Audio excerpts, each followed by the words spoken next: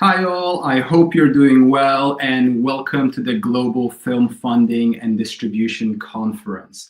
First thing is first, it would be fantastic if you guys could give me a quick thumbs up in the comments if you can see me okay, if you can hear me okay, and just to make sure that everything is working. First of all, I want to thank everyone for coming here today. It's great to have you all. I'm sure you're all eager to learn some strategies on how you can both fund and distribute your film and monetize the business that you're running. Great, I'm seeing some thumbs up, so fantastic. So let's get started.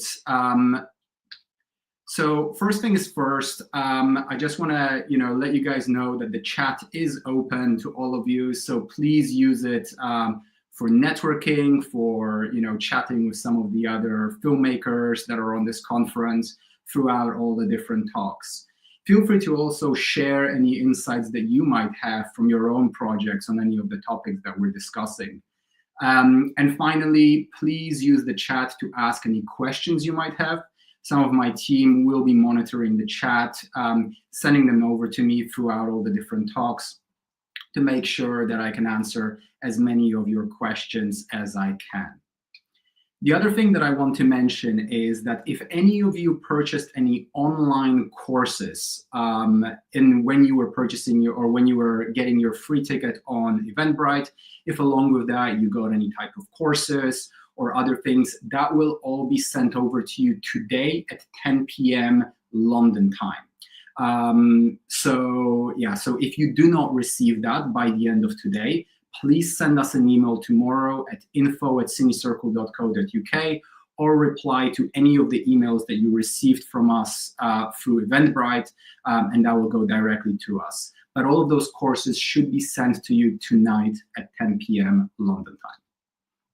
Finally, this live stream, so there will be 3 separate links for the 3 days that will be running this conference. Each of those links will stay live up until this Sunday. So up until this Sunday, you will be able to rewatch these different events. From Sunday onwards, we will be taking those offline. If in addition to that, you purchased a ticket, which will give you lifetime recording access, that will also be emailed to you over the weekend. Okay. So a little bit about the conference schedule. Each day we will be starting at the same time as today, so 5 p.m. GMT, which I believe should be 12 p.m. Eastern or 9 a.m. Pacific. So each day we'll be starting at the exact same time. The finish times will be slightly different each day. You can revert to our Eventbrite page to find out the exact schedule for every single day, or you can find that through our website as well. They will last between about 4 and 5 hours each day. We also really, really highly recommend staying for all the sessions throughout the 3 days, or if you absolutely can't stay for a session, to try and watch that session and before going to the next one, or the recordings from that day before going to the next one. The main reason for that is we have tried to plan these sessions in order. So we have tried to, as much as we possibly can, to move them in a logical fashion from film funding through to distribution on the last days. It's also important to note in the past we have done conferences that were purely focused on funding or purely focused on distribution, but we always felt like those two topics are very, very closely connected. If you are currently just trying to look for funding for your film, the distribution will help you. Knowing how to distribute and how to sell your film is what's going to be able to help you to fund your film. On the other hand, if you've already been past the funding process and you are in distribution, this will of course also help you with funding your future projects. So today's schedule, we will be starting off with a talk that's going to be on what makes a film fundable. And this is really going to lay the groundwork for all the other topics to do with film funding, as well as distribution in a sense. We're then going to have a talk with Marc Clebanoff, who is both a film producer, filmmaker, global sales agent, runs his own film fund as well. And he'll be talking about how to effectively utilize soft money and in-kind support to decrease the amount of private investment that you need for your film. We're then going to have a talk with Stanley on how to create an irresistible film package. And then finally, we're going to have a talk on specifically finding private investors for your film. And also today, the last hour will be moving onto a Zoom room where we will be able, and we'll be sending you guys links to that when the time comes for that at the end of today, where you will all be able to turn on your videos, your audios, and network with some of the other attendees in separate breakout rooms to make it manageable. We've always had some really, really great feedback from those online Zoom networking sessions. You can meet both people specifically from the area where you are, as well as globally, and share insights, ideas, and networks. So we really highly recommend staying for that Zoom networking session, which will be happening at the end of today. Before we begin, we have some winners. You all received an email. If you did register more than a week ago, you will have received an email that if you shared this event on your social media, you had a chance to win a lifetime CineCircle Pro membership. So we just want to announce 4 of the winners. If you see your handle here on screen, then please send us an email at info@cinecircle.co.uk to claim your free lifetime CineCircle Pro membership. So yes, please take a note of this, and make sure that you, if your handle is on here, that you send us an email and we will give you your free membership. For everyone else who weren't lucky enough to win the lifetime free membership, we also wanted to offer you a 1-month free membership. You can get that by scanning the QR code on the screen right now. And this will give you access to, first and foremost, a specific networking group just for everyone in this conference, so that you can continue to network with each other, exchange information over the next couple of days. In addition to that, it will give you a huge number of talks and seminars that we've recorded in the past, and also, access to a variety of free events and so on. Okay, so let's move on to the first talk. So for starters, I want to tell you guys a little bit about me very briefly and CineCircle. I've been running CineCircle for the last 7 years, where I've had the privilege to interview in settings such as this, as well as in in-person events, huge amount of producers, film financiers, film investors, marketeers, and CineCircle has really become a company that's dedicated to teaching filmmakers the business side of the film industry. And that's what we're going to be doing throughout these sessions. So now that we've gotten all of that out of the way, let's start with this first session on really what makes a film project fundable. This is the key question that you need to ask yourselves. Now, for some people who have quite a lot of experience in film funding, some of this might seem like the basics, but they are the foundational blocks upon which we will give more and more advanced information throughout this conference. So for everyone who's new to film funding, this is crucial to understand. For everyone who is very, very experienced in film fundings, feel free to also share your insights throughout this talk. So when you're thinking about what makes a project fundable, the first thing that you need to have a think about is, what is the funding that you're after? Because there are various different funding sources that all have slightly different criteria, and that all have slightly different requirements. So here's just a list of some of the many different funding sources, whether it's gap financing, debt financing, tax credits, pre-sales, co-productions, regional funds, national funds, product placement, crowdfunding, equity financing, there are many, many different funding sources that you can have for a film. Most films really should have definitely more than one funding source. And we're going to go through some of the details around that today as well. And we will touch upon quite a few of these over the next few days. So we will talk about both soft funding, we will talk about equity financing, and all the different elements. But for now, let's focus this talk specifically on equity investment, specifically on finding private investment for your film. As independent filmmakers, that tends to be, the biggest mystery, the biggest question mark, the biggest thing that filmmakers are really trying to figure out is how can you get equity investment. So investors, and we will talk about that in the next session as well, are going to be interesting in multiple different things. Now, it's important to note that film is an extremely risky investment with a very, very low chance of the investors actually getting a good return on their investment. Because of that, traditional investors who are only interested in a return on their investment tend to go to other places. And therefore, all the different investors who are investing in film tend to have some sort of ulterior motive. But aside from all of those different ulterior motives, they will always also be looking for a return on their investment, for a monetary return on their investment. And therefore, they'll be looking for potential profit. They'll be looking at the risk that comes with this investment.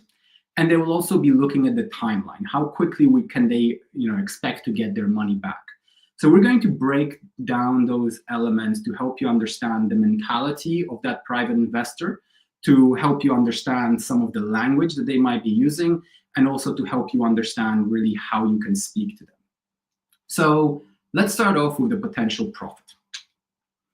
So when you're looking at the profit of the film, you're really looking at the gross revenue, the total sales of the film, that's divided by all costs minus soft funding.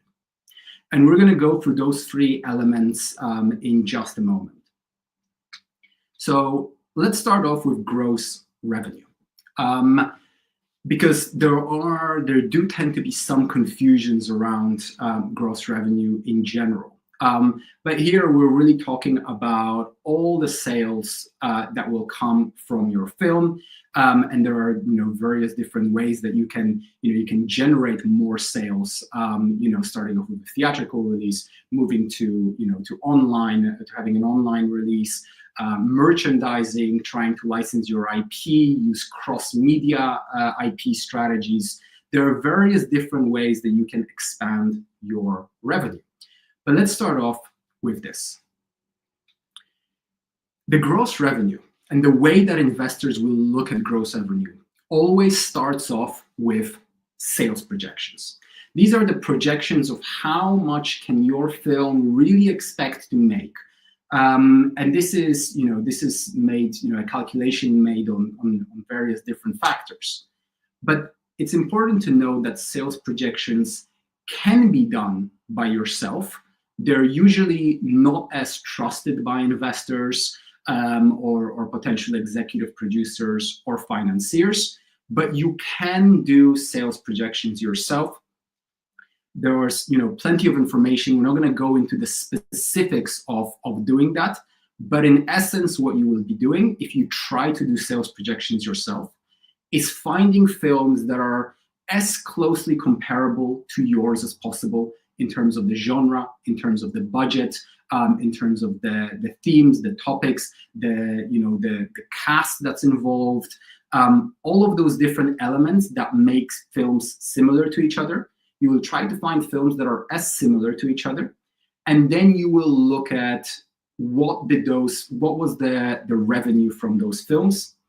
The average revenue from those films will be your sort of medium projection, and then usually you will have a low projection, which will be 50% of that, and a high projection, which would be 2 times that.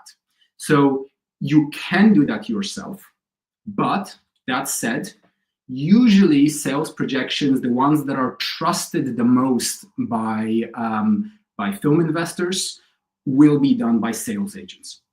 Sales agents will be able to do these projections usually more accurately than you, although I've heard some horror stories about that as well, and it depends, of course, what your experience is as a producer. But sales agents that have a good reputation tend to do sales projections that also have, a high standard that private investors will respect and will take seriously.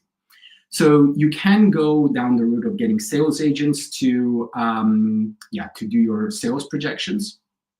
Sometimes if you have a good relationship with a sales agent, this is something that you can try to exploit to a certain extent and try to get those sales projections through that relationship.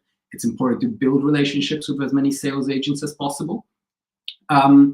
There are some sales agents which might charge to, for the service of putting together those sales projections. And then there are all other different platforms online where you can also get sales projections. One platform is called Slated. And actually, for everyone who here has used Slated in the past, could you guys please let us know in the comments what your experience has been in terms of using Slated? But Slated is a platform where you can find investment for your film, you can find crew and cast for your film, and you can also get sales projections. So once you have those sales projections, we then look at the sales potential, which is part of that. And so a lot of what those sales projections will really try to figure out, and what private investors are trying to figure out, is, first of all, what is the total addressable market size? So based on your genre, based on your audience rating, based on the themes around your film, what is, if you reached every single potential person that could be interested in that film and who will be allowed to watch that film, and who is likely to watch your film, what is that total addressable market size? So there is going to be films that are a lot more niche, and there are going to be films that are, that have a much, much wider audience. So as an example of this, if you look at the Marvel films, they have an extremely wide target audience. And the reason for that is they both appeal to a very, very young audience, and as well as an older audience who wouldn't normally go to watch such films, but during their childhood they used to read the comic books, therefore they will still go see the film, even though normally they wouldn't go see action films. So that is an example of the types of films that have a large target audience. Then there is the potential quality of the film. So here we're really looking at the experience of the team. And I see this come up as quite an issue with most people who are trying to fund their first film, is that they don't necessarily have anyone on that film who has really good experience in terms of creating feature films, both in terms of the cast, the crew, both in terms of the production team. So the sales potential also looks at that potential for quality, potential that this film will be of a high standard. We will then look at pre-existing audience. So the sales potential, it's always going to be limited by your marketing. How much, how quickly and how much can you spend in order to reach a really wide audience who will know about your film? The way that you can bypass that is when you already have a pre-existing audience, right? So if you have, a big name actor on board, they will have a fan base that will go watch the film because of them. If you have a big director on board, people will go watch the film because of them. You might have a story that's based on a book that people already love. You might have a story that's based on true events, for example. All of those things have a pre-existing audience, which give the film a higher potential for sales. You also need to take a look at competition. And and this is quite important as well, because there are some genres, some stories, some trends which have much more competition than others. So as an example of this, drama is a type of genre that just has a huge amount of competition, right? You have a lot of drama films that are constantly being created, and therefore within that genre, it's pretty hard to get funding unless you have a name actor or a known person on board that team. And then finally, we've got the distribution strategy. So here we're looking at marketing, we're looking at the release, and here we're looking at things such as, do you already have things in place for your distribution? Do you have a good potential for, do you have a track record of winning festivals, for example? Do you have, an experienced team on board who will be doing your marketing and your distribution? Do you already have some pre-sales? Do you already have some distributors or a sales agent on board as well? So the distribution also comes into play. I also want to just go back to that total addressable market size, because part of that, and I mentioned genre over here, sorry, it's a point that I missed, is there are certain genres that travel internationally and certain genres that don't. So if you're making a horror film, that is the type of genre that travels internationally, right? What's scary in the UK will also be scary in Japan, which will also be scary in South America. On the other hand, comedies tend to not travel internationally very well. What's funny in the US might not be funny in Japan, or might not be funny in Australia. And because of that, the sort of your target audience that you can reach is going to be lower, and probably your global sales projections might be lower, for example, for a comedy than they would be for a horror.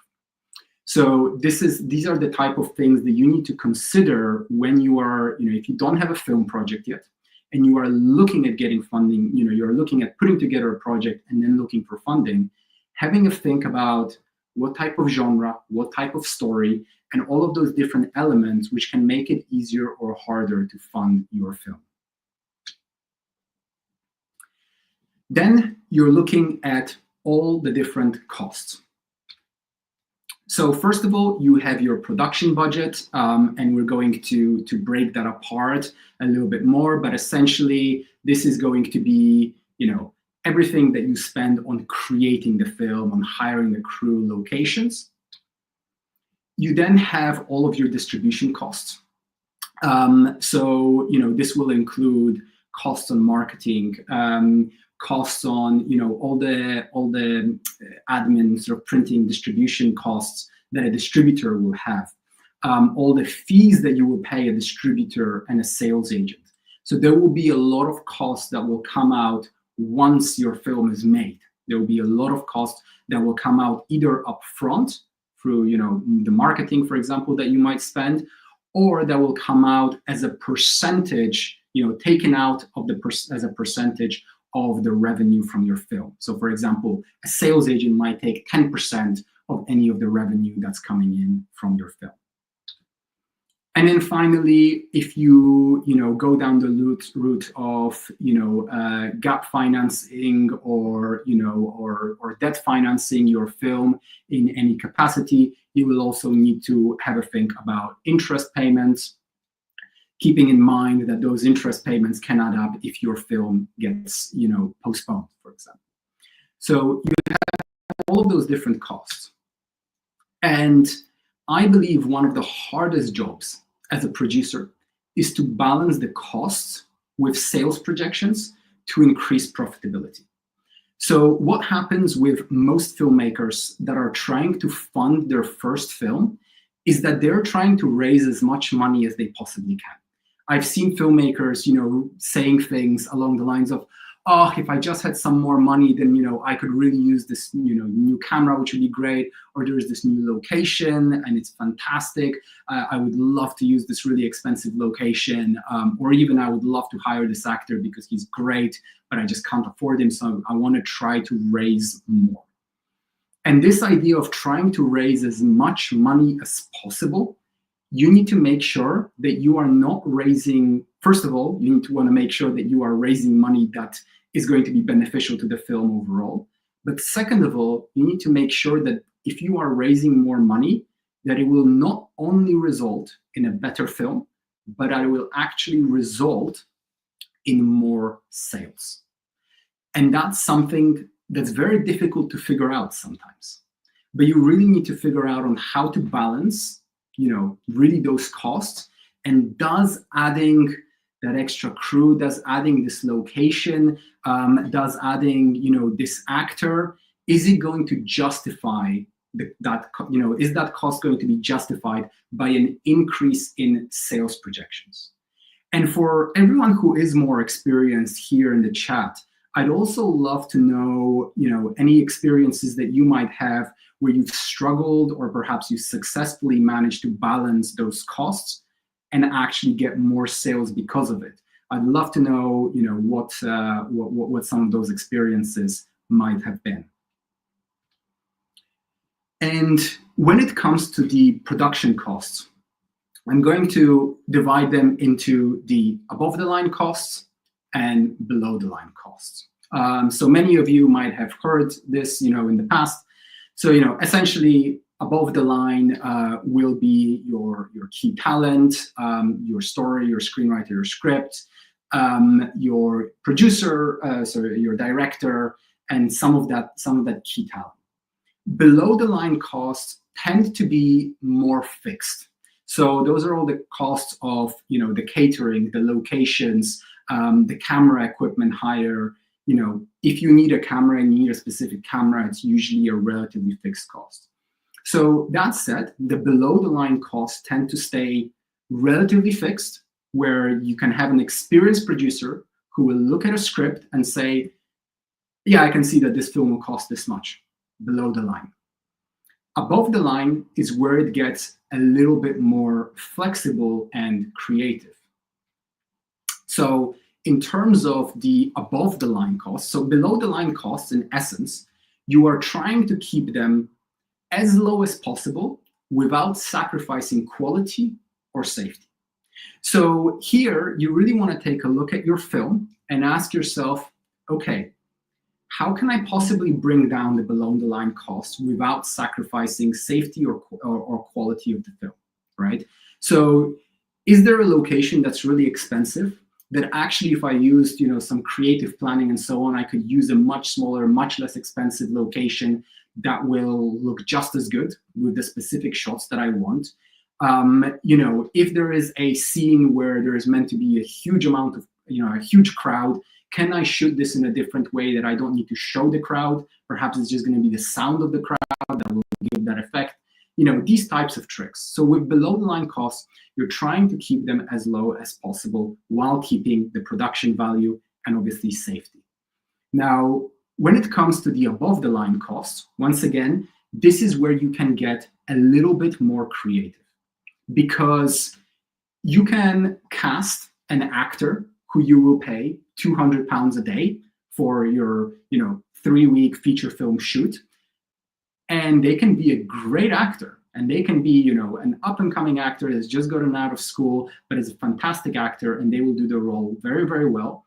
And then you can pay someone tens of millions of dollars to do that exact same job. And this is why with above the line, what's really important is managing what will this cost really do in terms of sales projections. And what I've seen a lot is filmmakers thinking that just because they add a big actor, suddenly that will mean that the film will make a ton more money. It might make more revenue, but it won't necessarily make more profit, which is what your investors are after.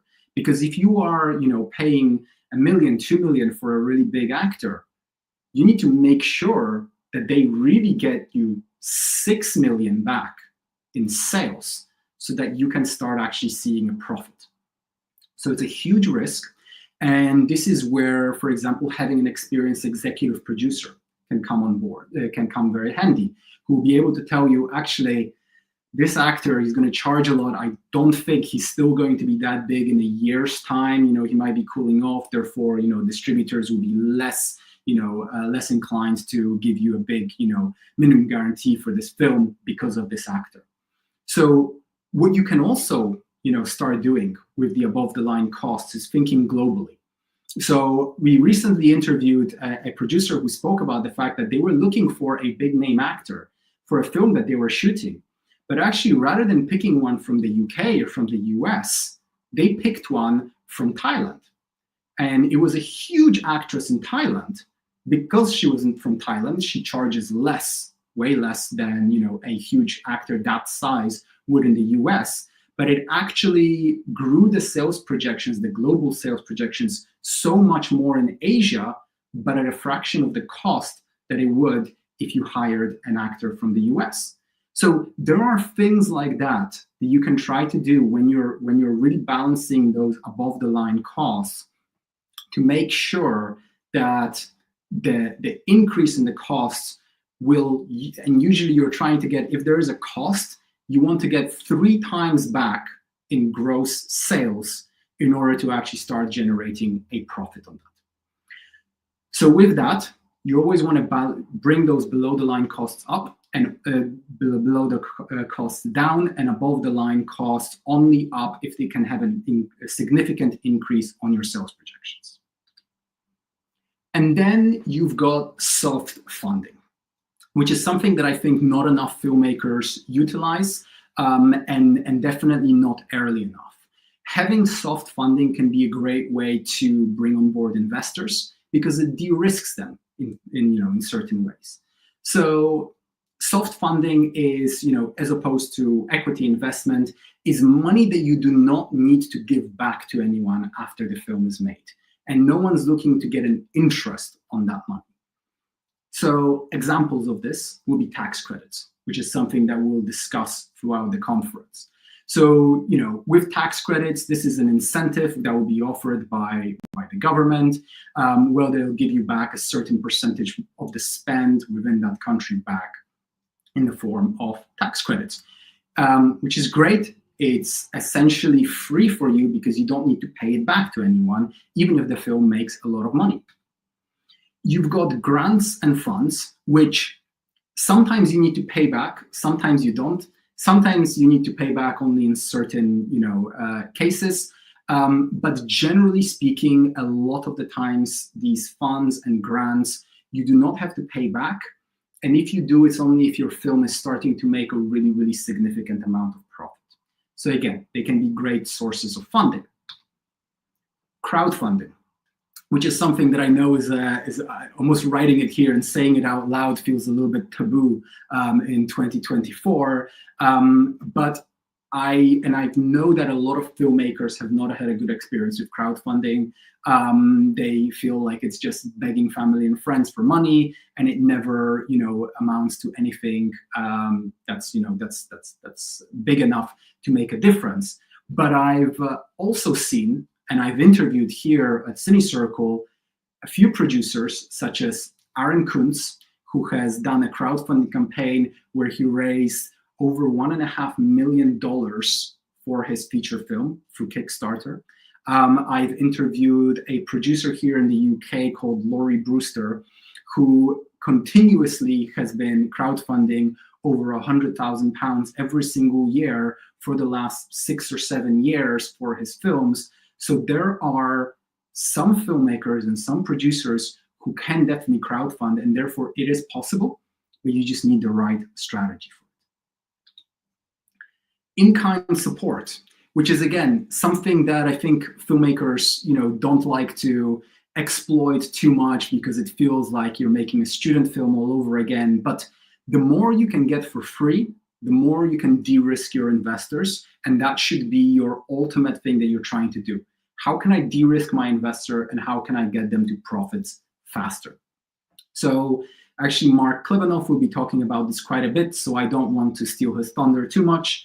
But yeah, in-kind support can be great, soft funding, and also product placement. Again, I've interviewed quite a few executive producers who have been using product placement, especially with with different tourism boards, for example, who, and product placement does not always need to be in exchange for money.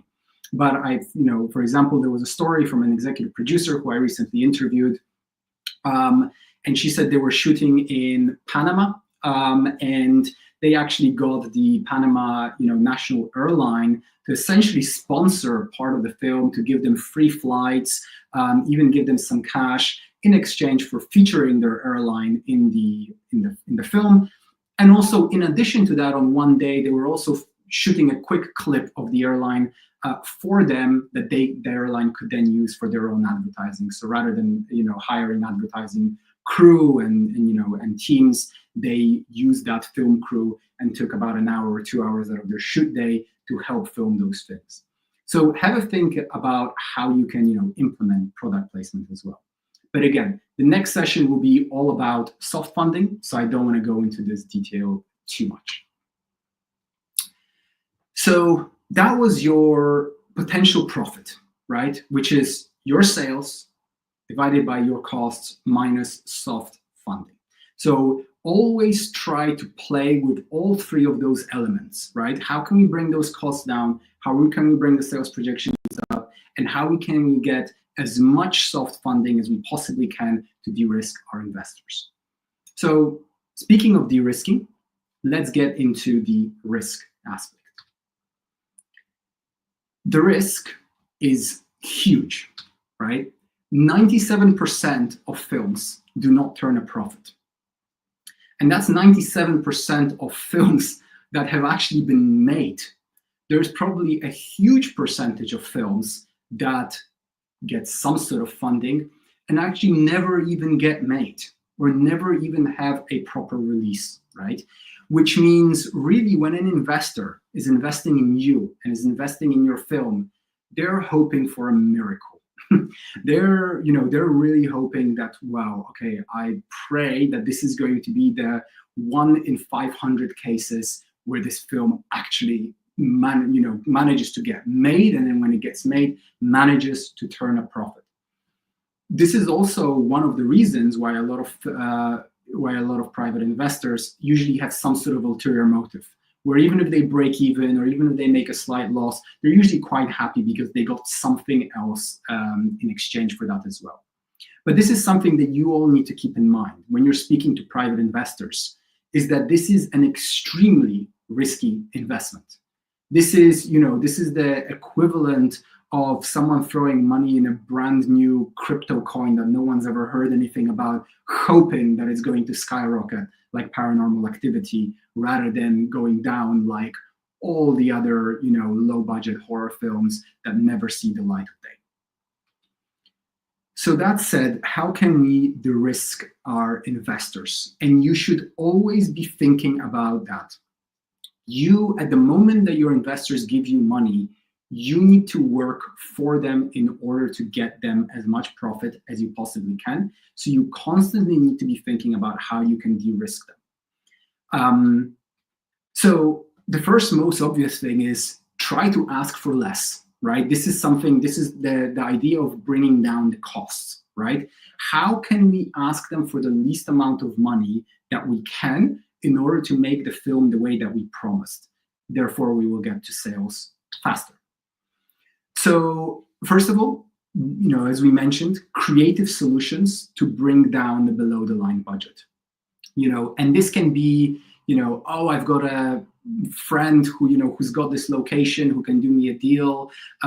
This can be, making sure that you always get at least 5 quotes for anything that you get.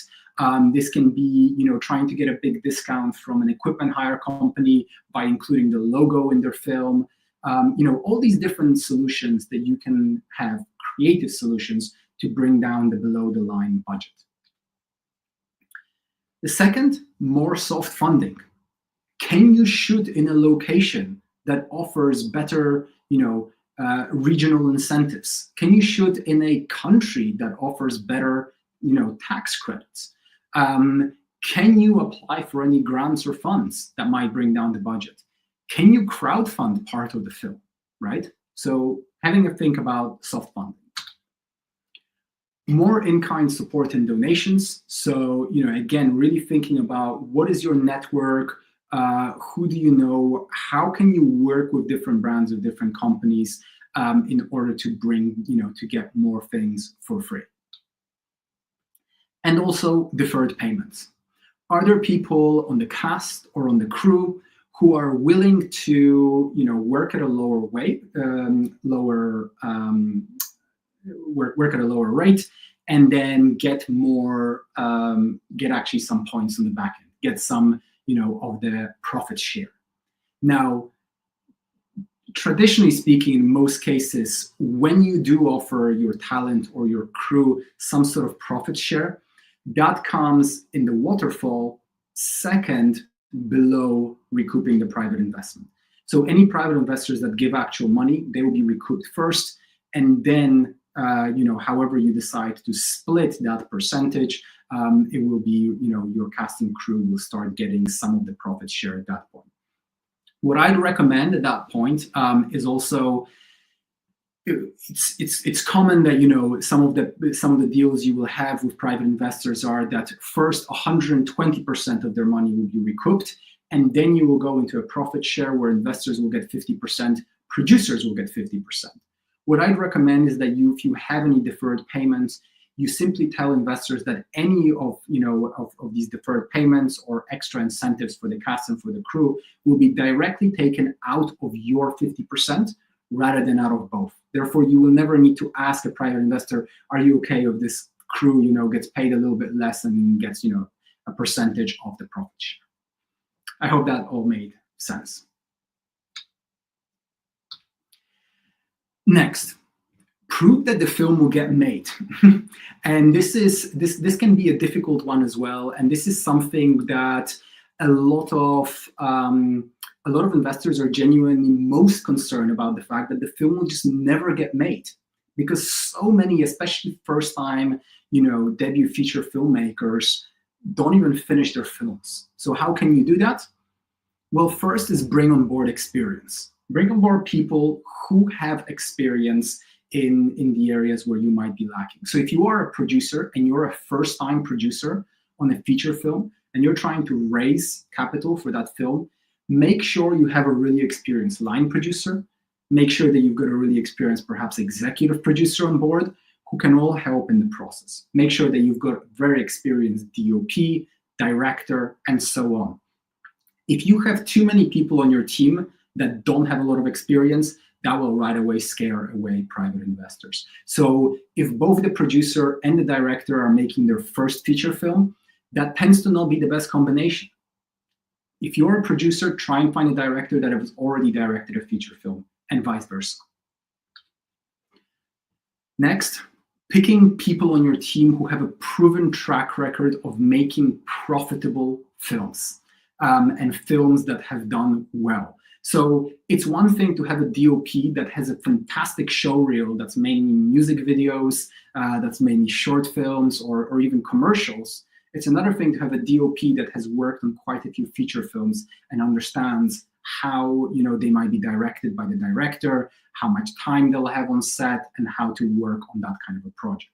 So pick people who have proven track records and try to find people who have proven track records specifically in your type of film. So specifically in a film of your genre, of your budget, of scale, and so on.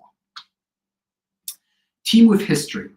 Another thing, I've interviewed quite a lot of private investors over the last few years, and they all said that one other thing that they also look at is a team that's already worked together. So again, if it's a producer and a director and a DOP that have never worked with each other before, none of them, okay, well, this is a big risk. We don't know how they're going to work together. On the other hand, if you have your core team, your heads of department, where the majority of them have already worked on projects together, then they get along, and that risk is not going to be there, that they might get into a massive fight and stop working on the project. And in general, investors are always looking for formulas that have worked in the past, right? So this is kind of looking at all of this. If you have a team that has made successful films before, and they have made successful horror, low-budget films, and you again give them money to make a low-budget horror film, okay, that's most likely going to work, especially if they have done a few in the past. There's good evidence that they can, beat that, 97% that won't make a profit, right? So investors are always looking for a formula that's worked in the past. So try to mimic that as much as you possibly can when you're bringing your project together. And then finally, you can consider having completion bonds as well, which is essentially insurance that the film will be completed on schedule and on time. You will essentially pay an insurance company a percentage of your budget. Not everyone can get this because they do have, some strict requirements and exactly what crew, what production need to be, on board this team that they can insure. But they will essentially provide insurance that if something doesn't go according to plan and they can't finish the film or they can't do it on time, that the investor's money will actually be saved. So getting completion bonds can also be very, very handy. Then distribution and marketing. So first of all, again, thinking about de-risking investors, thinking about how you can prove to your investors that a film, could be, is further along than other lower budget films. So for example, getting a sales agent, getting a letter of intent from a sales agent that, they might have worked with you in the past, or they really like the script, or they really like the concept, the team, and, they're really, really eager to work with you, right? That proves to investors that, okay, there are already some sales agents that believe in this project. That gives me, a little bit more reassurance that this film, will get picked up by some sales agent once it's finished. You can, have a look at trying to get pre-sales or some sort of conditional distribution deals. It's harder and harder and harder to get pre-sales, and really at the moment, in order to trigger a pre-sale, you really need a big name actor on board in most cases. But you can have a think about, discussing with distributors about having some sort of conditional distribution deals that they would consider. Because again, that takes some of the risk away from the investors who are investing in, in something that's not tangible yet. Most investors, if you're investing in a company that has a factory, that has, things that are working already, that has a process that they can look at, that is, an investment that doesn't, they know they have assets they can sell and so on. If you invest in a feature film, you are investing in a very intangible asset. You're currently investing in a sheet of, a stack of sheets of paper that's called a script.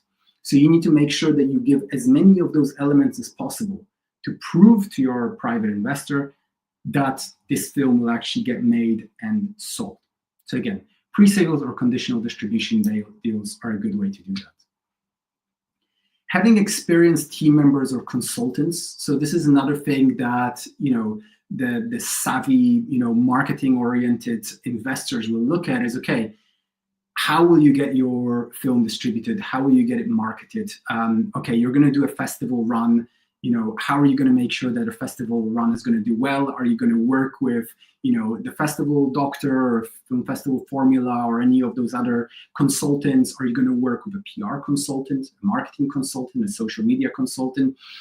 Who on your team has experience in social media marketing, for example, or in marketing a film, right? So trying to bring as many experienced team members on board as well for the distribution and marketing phase can also de-risk your investors.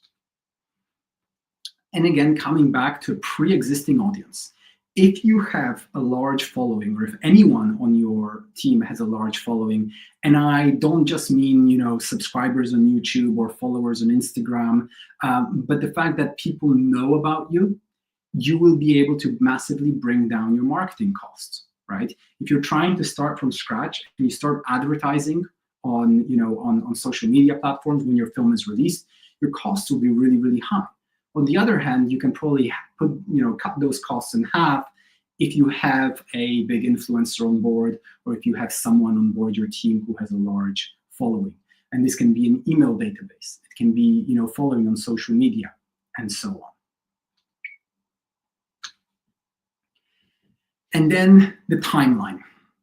So how quickly will investors actually get their money back, right? This is a question that a lot of investors will be asking you, and the reason for that is you'll find that a lot of investors don't actually have a lot of cash. They don't hold a lot of cash in the bank. That just simply loses value. And the only thing that's guaranteed about investors who are holding money in the bank is that that money is going to drop in value. That is the only guarantee when it comes to investment. So private investors like to use their money wherever they can for smart investments. So what they're going to be looking at is not only the return on their investment, but how quickly they will get that money back, right? If they can double their money, great. If they can double their money, but it's going to be in 20 years' time, that's suddenly not such a great investment for them. So you do need to have a think about that timeline, which is, how quickly can you actually go into production, right? Once you have the money. How quick will post-production be? And that's not to say that you should rush it, but it's just to say that you need to have a think about that schedule and a realistic one. And then how long before money starts to come back to you? This is something that you need to know because investors will ask you, and you need to have a realistic timeline.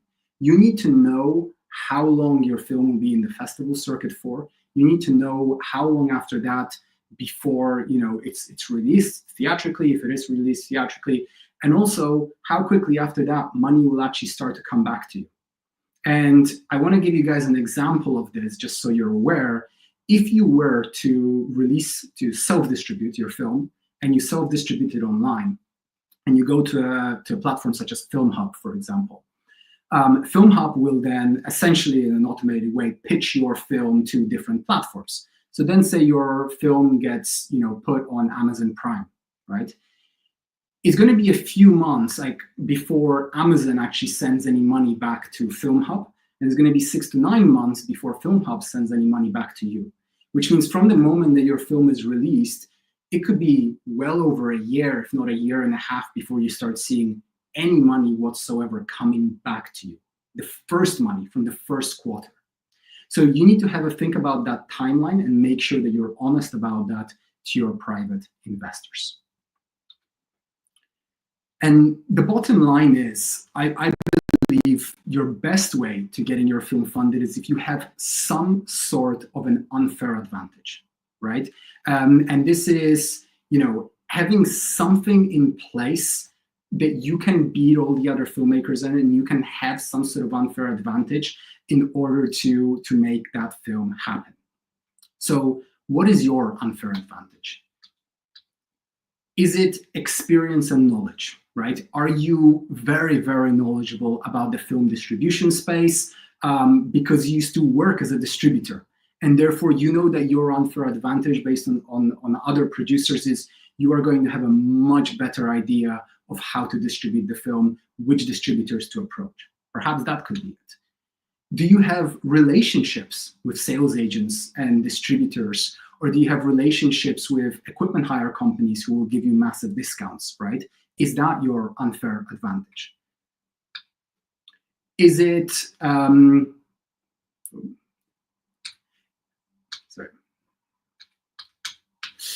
is it access or resources? So again, do you perhaps own your own film equipment hire company, right? Do you have your own, did you used to work as a director of photography and you have your own camera and kit? Or do you have an uncle that lives on a farm and your film will be shot on a farm, therefore you can get your location for free, right? Maybe that's it. And if you don't have any of those, then you have to work on building them, right? That is going to be the way that you will be able to, that will make it way easier for you to fund your film. Will still always be a difficult journey, but that will make it better, because again, looking at that statistic of that tiny fraction of a percentage of films that get some sort of funding and are actually made and actually turn a profit, you are asking your investors to really believe that you will do something that's completely out of the ordinary, right? And with that, you will need some sort of an unfair advantage usually to get that done. So I've got a couple of questions over here. I'm just going to go from those. So Joe Ansley asks, you mentioned soft funding. What's an example of a fund you don't have to pay back? So there are various different grants, and it really depends on the type of grant, on the type of funding, whether you have to pay it back or not. Again, there are some funding. I'm not sure, Joe, for example, whether you're in the UK, US, or in a different country, because there are different differences with all the different countries and the government funds. But there are private grants that are offered that you do not need to pay back. There are certain both national, regional funds, as well as private funds, where again you actually don't need to pay the money back. They make their money in different ways. And again, there is some funds where you have to pay it back, and then there is an in between where they tell you, okay, you can pay it back, but for example, we are okay being second in line after your private investors are recouped their initial investment and so on. So there are various different deals with different funds, and they vary based on country, based on whether it's a government or a private fund, and so on. Any advice on teaming up with star actors who have production companies? That's an interesting one. So I think this is it. Again, it really depends on your project. So if this is going to be your first time film, trying to team up with massive actors, what I would probably recommend is actually starting off with a short. And again, there are many different ways of doing this, but there are different stories of shorts such as Whiplash, for example, that started off with a short film. If you can make a short film that makes a really big splash on the festival circuit, that can then attract both great cast and great production companies that can then help you make the feature. So perhaps actually starting off with a short film that does really, really well on the festival circuit could be your entryway into a very good conversation with a star actor that has their own production company. Michael Harris, in balancing budget with a thriller, is it worth adding name talent? And he said, is being answered in the chat. So it tends to be with thrillers that, So there are, it depends, right? I think it really depends on the type of budget. And again, when you're looking at those above the line costs, you're really trying to balance them with the sales projections. And I think it's really difficult to answer that specific question, but generally speaking, for example, a genre such as horror films tends to work quite well because you don't actually need huge name actors on board in order for that specific genre to do well. Again, it travels well internationally. There is a good kind of audience for that specific genre, and they don't all usually expect having a name actor on board. On the other hand, if you have something like drama films, you really do need to attach a name actor on board in order for that to do well. Carol asked, can you go for soft funding or product placement before getting any other funding? I think that is a great segue question to our next talk, actually, where we will be discussing everything to do with soft funding. So I hope that you guys found this initial overview section useful. And now we are going to get started. We're going to go straight into the next talk. After the next talk, we will make sure to have a 5-minute break in between as well. But that said, I'm going to now introduce Marc Clebanoff. So Marc, I'm just going to add you to the stage now. Welcome, Marc. How are you? Morning or afternoon, I should say.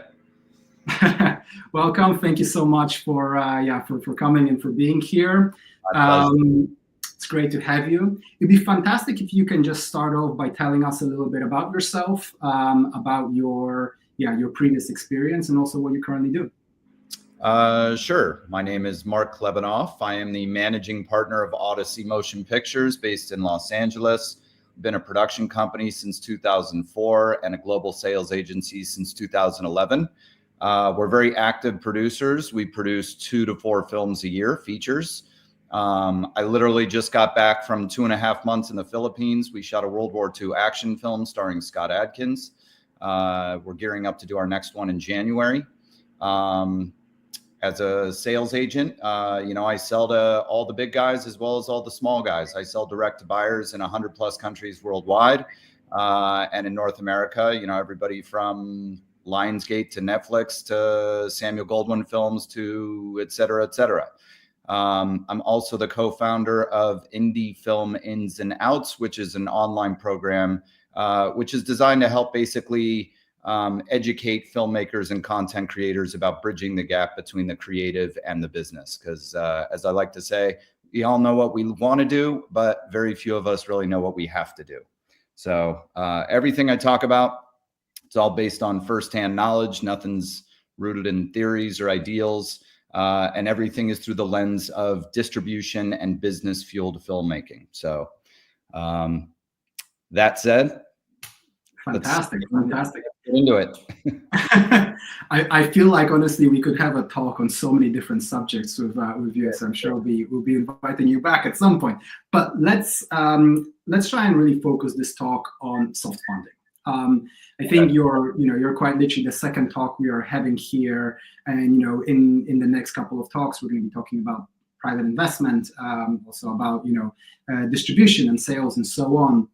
But I think a lot of filmmakers really focus on private investment as the main thing that they're trying to get, rather than really thinking about how they can de-risk their investors as much as possible. So for start off, can you tell me why filmmakers should care about soft funding? And perhaps let's start off with what is soft funding? Sure. Well, I mean, just to define it, soft funding or soft equity, that's basically any resources or value that you add to the project that doesn't require cold hard cash.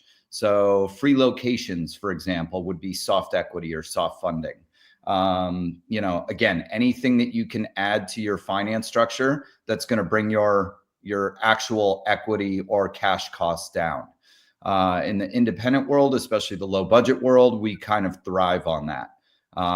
Early in my career, most of my early films, which were all like low 6-figure budgets, I mean, they were only possible because of soft equity, because of the contributions, because of the free or nearly free elements that we were able to build the productions around.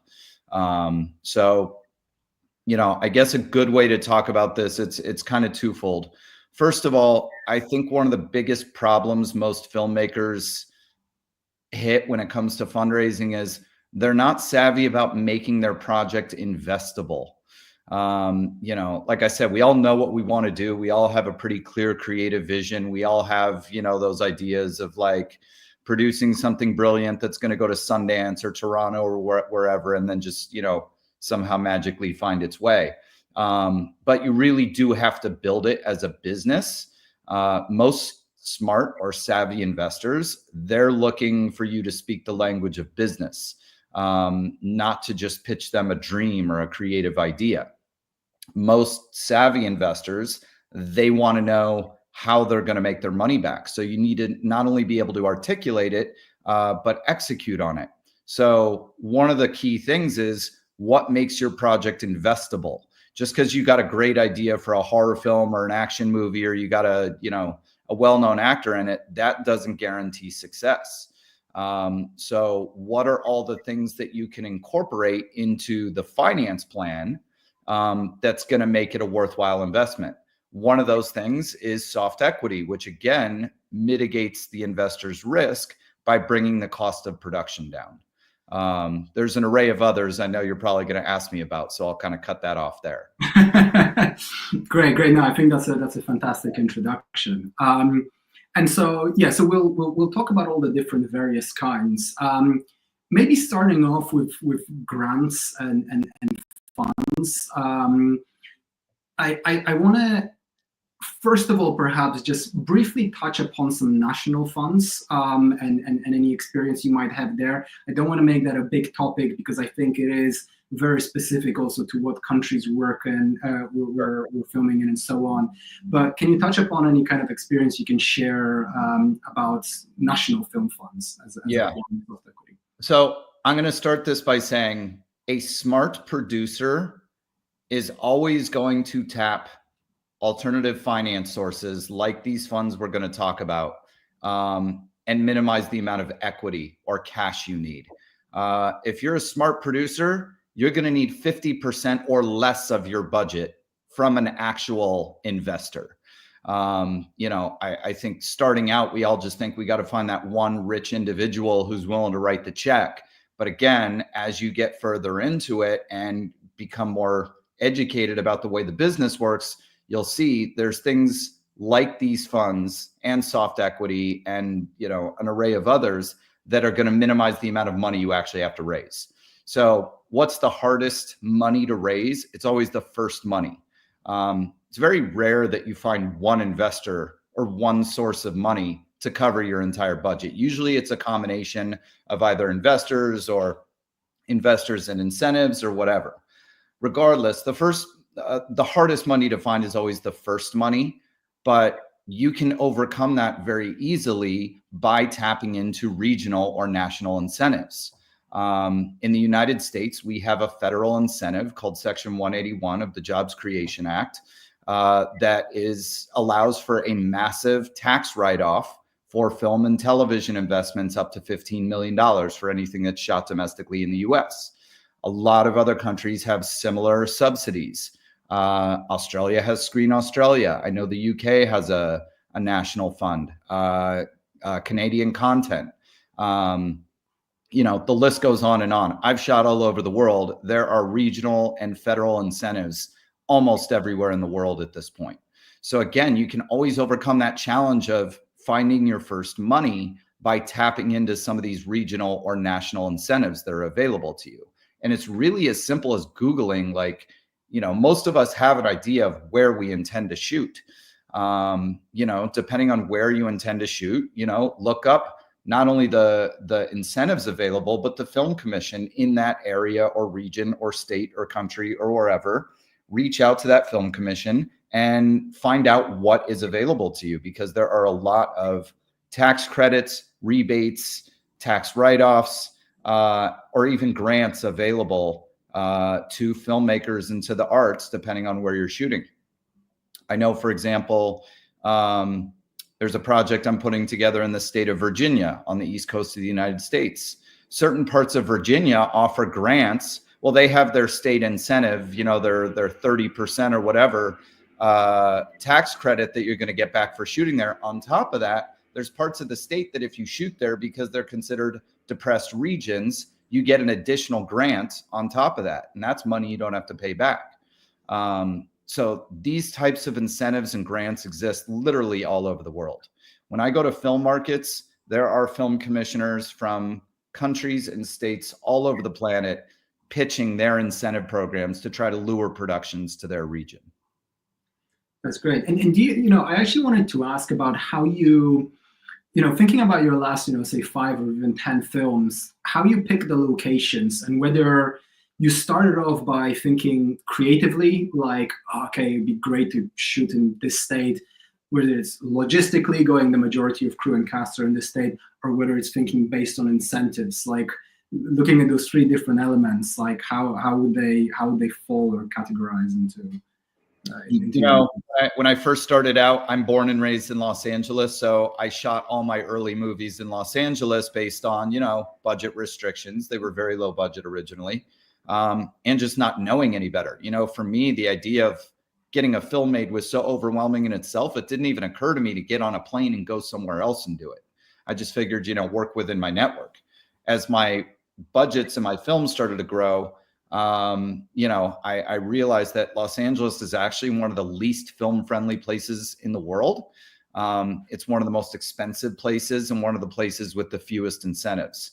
And then as I started kind of, getting neck deep in the world of distribution, and really understanding the importance of like backing my budget in to align with my global estimates, I started looking at the world, not just, you know, my country.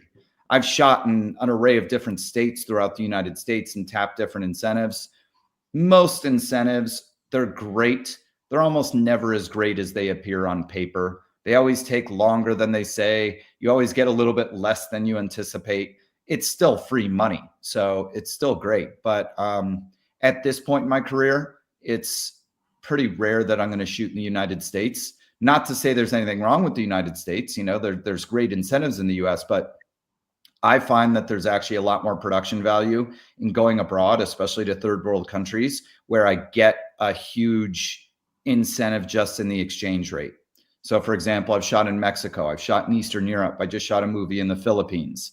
The movie we just shot, which is a World War II action film with a very grand scope, what I was able to accomplish there for a couple $1,000,000 would have cost me 2 to 3 times the budget almost anywhere else in the world. So, you know, there's a lot to be said about exchange rate. I have a lot of visual effects in this film I just finished shooting. We're doing the visual effects in Australia, partly because we have a great relationship with a high-end visual effects company in Sydney, partly because our money goes extremely far based on the fact that the exchange rate is like, you know, whatever, a US dollar is like 65 cents in Australia. So, you know, I'm just getting an enormous amount of value for my money.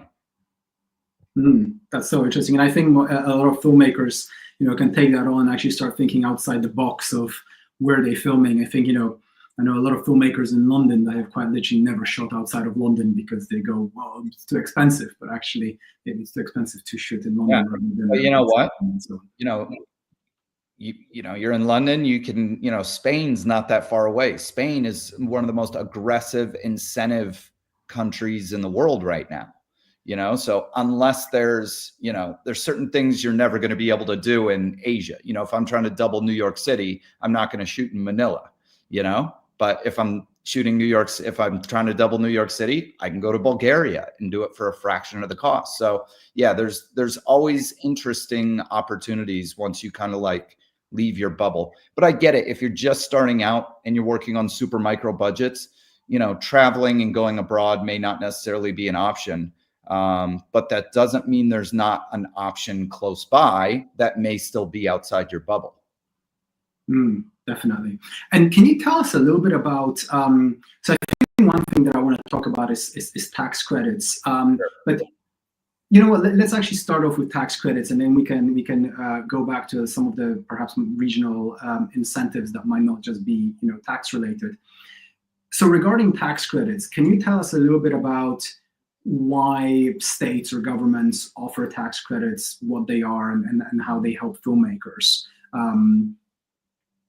Sure. So there's typically 2 types of incentives available depending on where you go in the world. There's tax credits and there's rebates. The difference is a tax credit is not cash in hand. Basically, it's exactly what it sounds like. It's a tax credit that you have to sell typically to a third party. And, you know, typically you're going to get like 85 to 90 cents on the dollar. So if your tax credit's worth $100,000, you know, you can expect to get $85 to $90,000 back on that. Rebates are always preferable because that is cash and it's 100% cash. So for example, I produced a small TV movie that we shot in Mississippi, which is in the southern part of the United States a couple years ago. Mississippi is great because it was a $50,000 minimum spend, which means it was very conducive to a low budget. When I say $50,000 minimum spend, that was the minimum we had to spend to be to qualify for their incentive. And it was a rebate. It was like about a 30% rebate. So, you know, after the production ended, there was an audit process, took about six or 8 weeks. And then the state actually sent us a check as a rebate for 100% of it. Now, these tax credits or rebates, you can either kind of put them in the waterfall for like that's guaranteed to your investor toward their recoup. So if you're expecting $100,000 back out of a rebate or a tax credit on your $1 million film, it's convenient to tell your investor, like, look, 10% of it is already guaranteed back. Most filmmakers use it as part of their funding. You still have to cash flow it because that's not money you get up front. That's money you get on the back end. So my company, for example, sometimes we do debt financing where somebody has already been approved for a rebate or a tax credit. They already have the paperwork from the state or wherever it is, and they need the cash for their production. So at that point, like on certain occasions, we'll come in and actually cash flow that tax credit or rebate.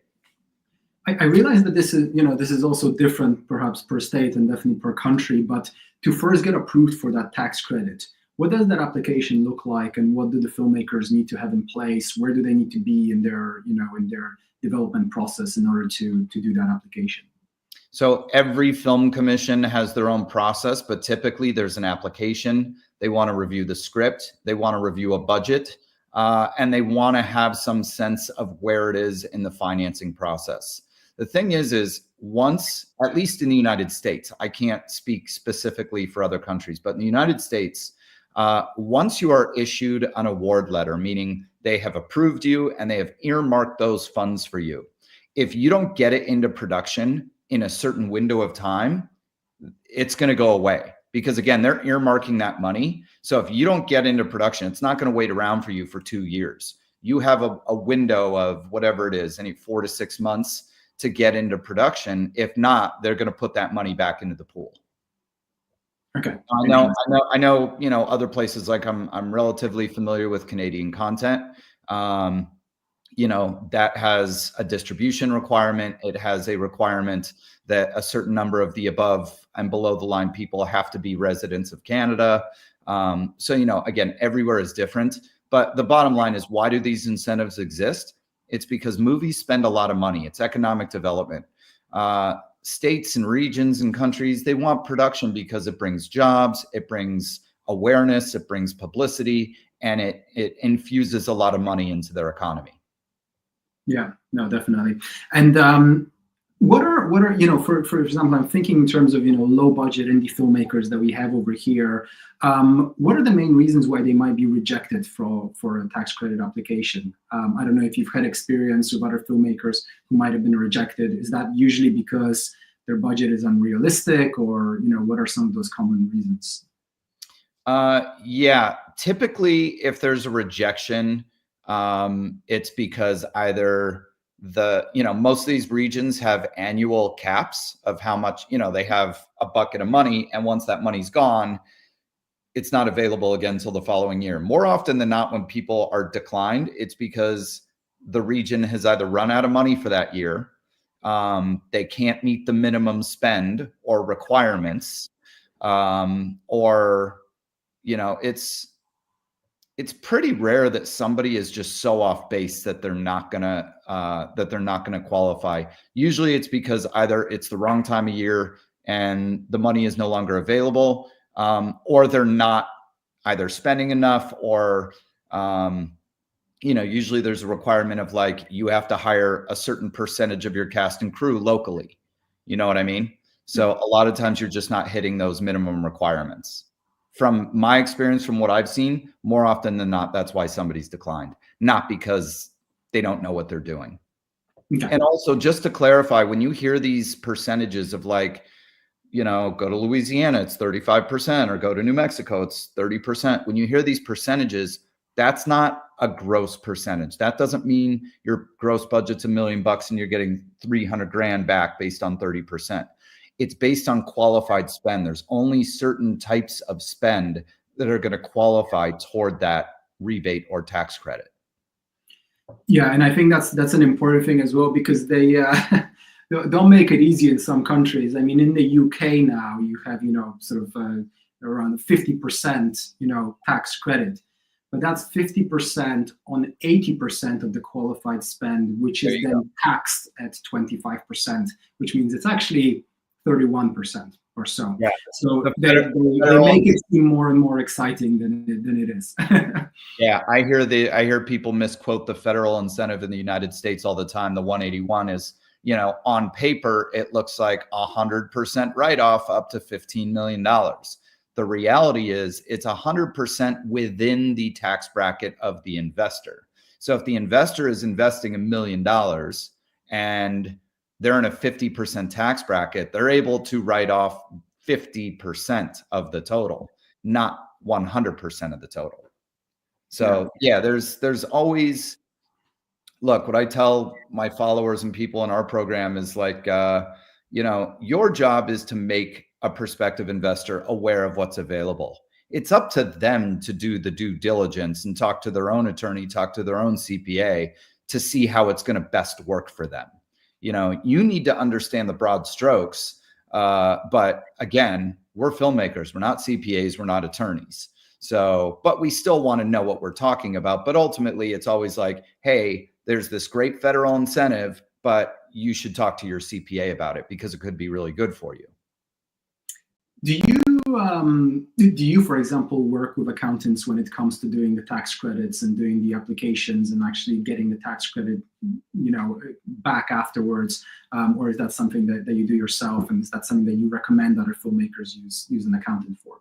Yeah, my producing partner and I, we've just done it enough that we've gotten pretty good at it. We can, for the most part, do it ourselves. But, we do use production accountants, especially in the audit process. We use production accountants and occasionally attorneys, depending on what the need is. But, not every low budget movie can accommodate a proper attorney or accountant. So, look, it's not brain surgery. It's just a lot of paperwork and number crunching.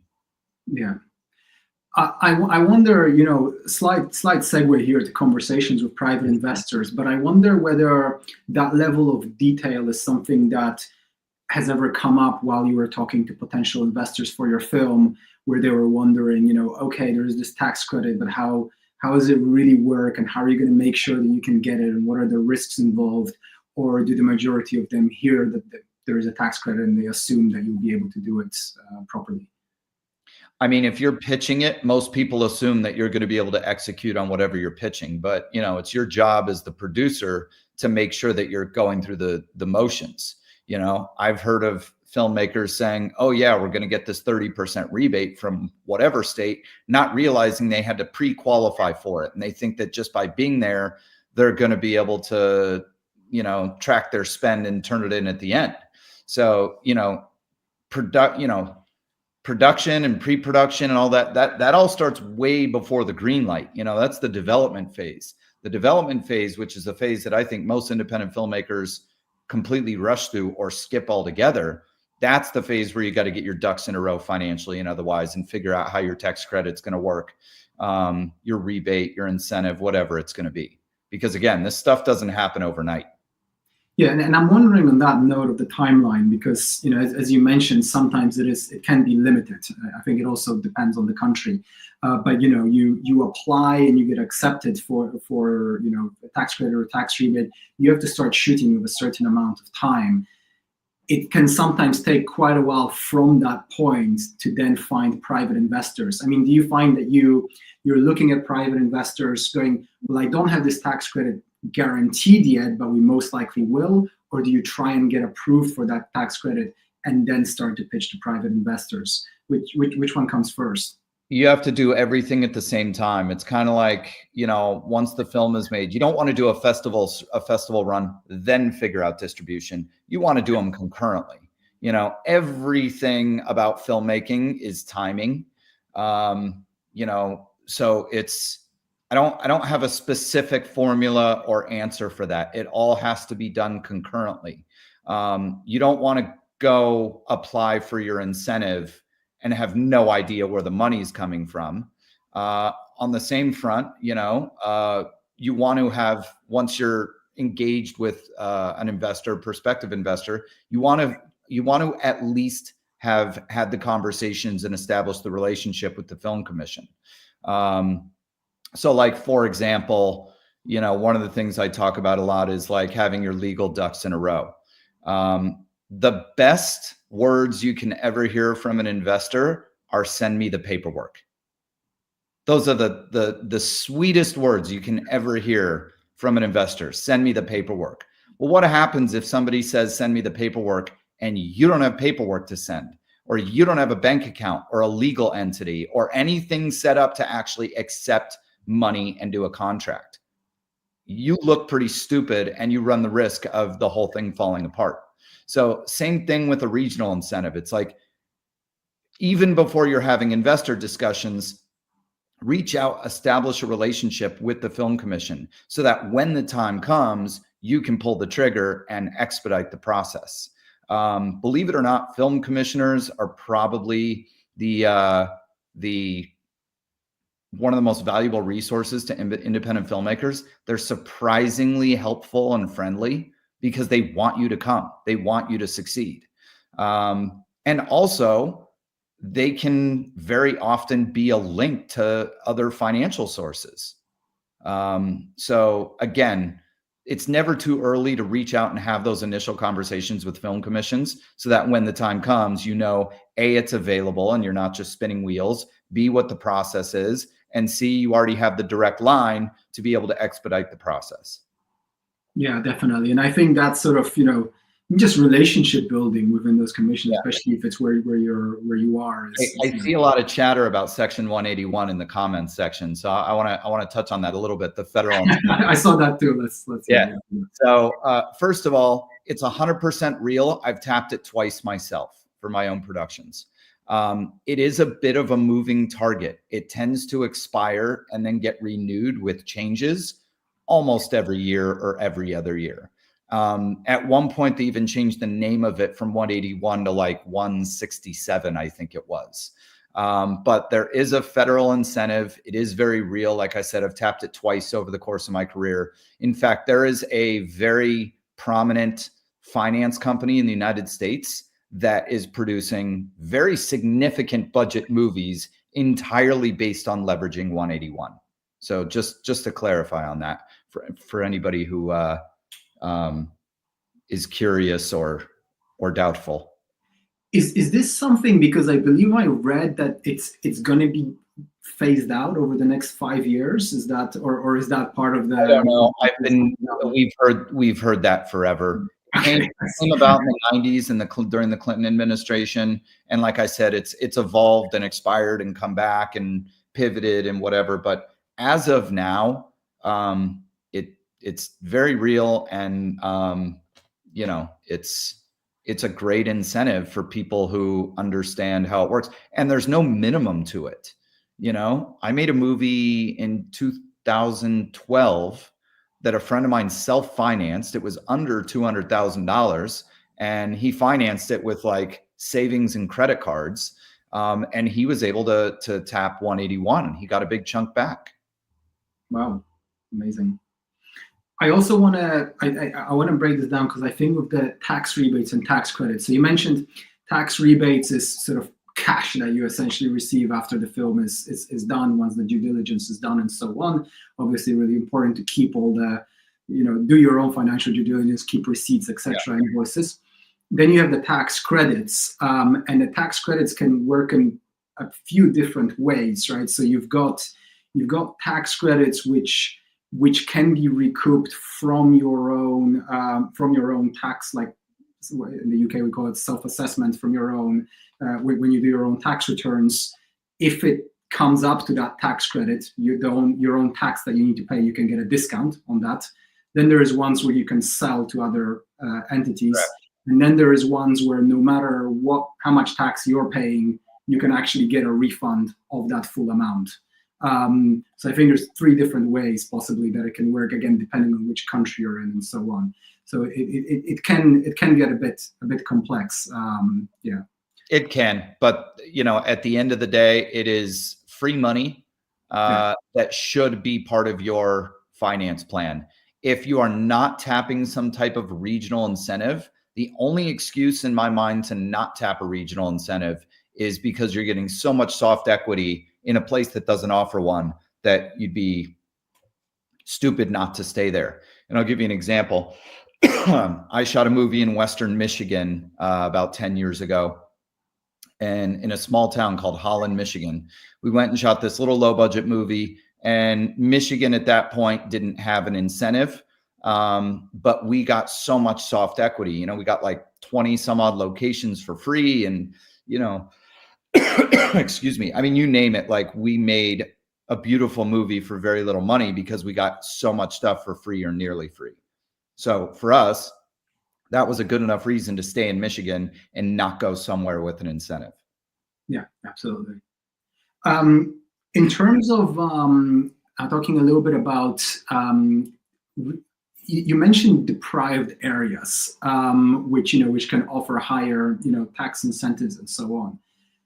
How one might find those? I mean, how did you go about finding those? Was it just that you were shooting somewhere and you realized that it was a deprived area and therefore there was more, or did you go actively looking for that? I mean, in terms of the Virginia one, I was collaborating with another filmmaker from that region who informed me about it. But there's grants all over the world. There is a lot of money sitting out there, for everything from college scholarships to arts grants to science grants. I mean, you name it.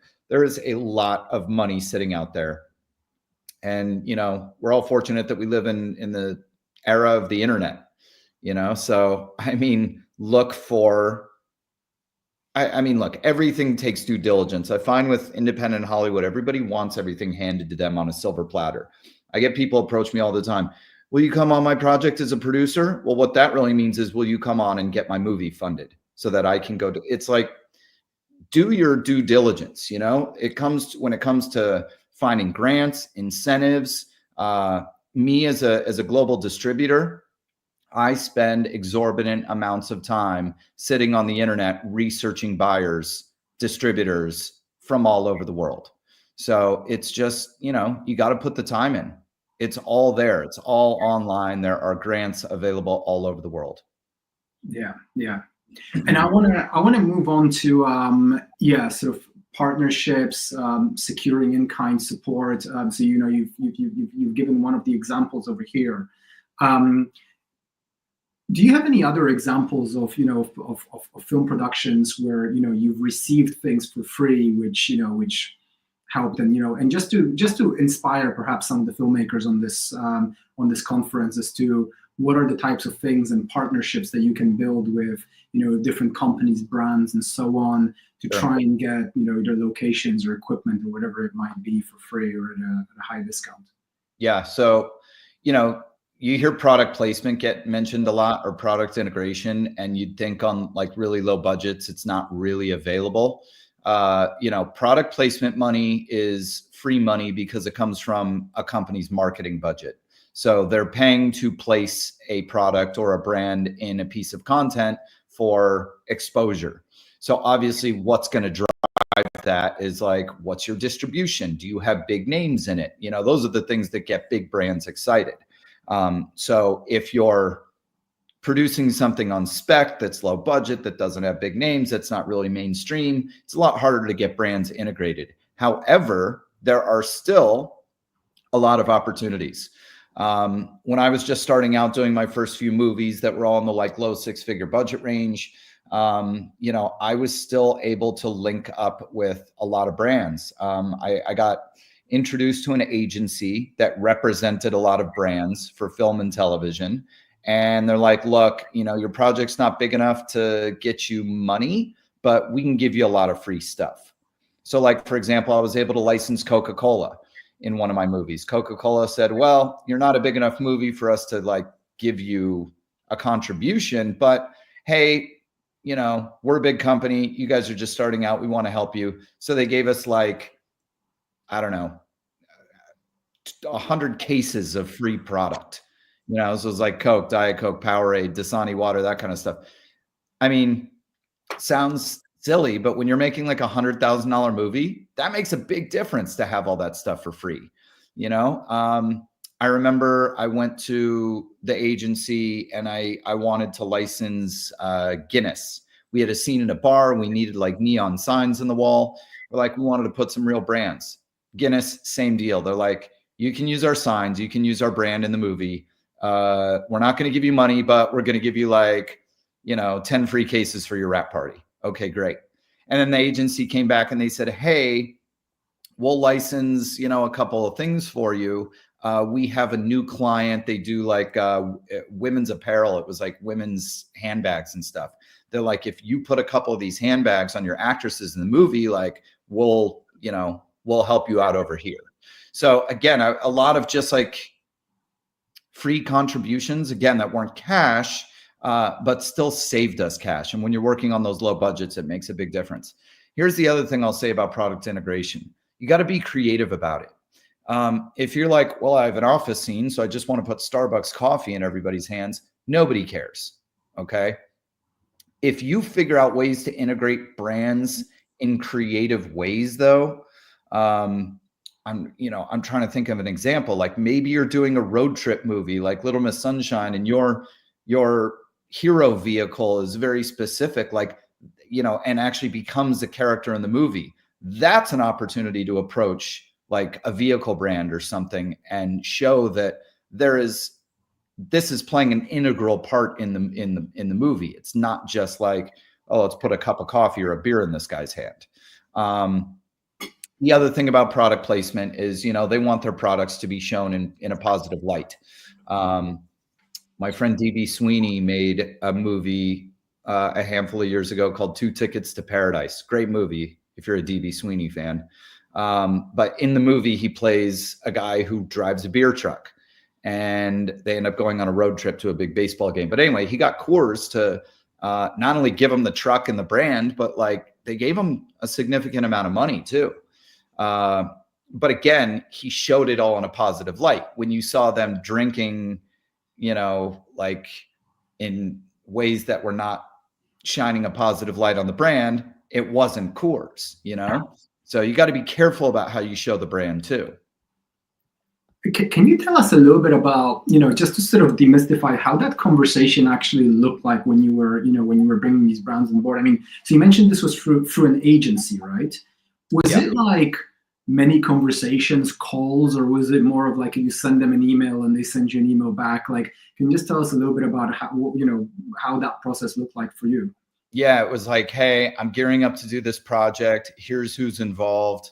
Would you guys be willing to look at the script and do a breakdown of like where you might be able to integrate your products? That's what they'll do, is they'll look at the script and they'll go through and they'll be like, here's opportunities for all of our clients. And then but ultimately they have to pitch the clients. There's certain things that they can do. Like if they represent Coca-Cola, for example, they can make an in-house decision of like, we're going to license Coca-Cola to this because it's in line with Coca-Cola. Coca-Cola, as long as there's no like gratuitous violence or anything objectionable material, like it's got to be pretty audience friendly.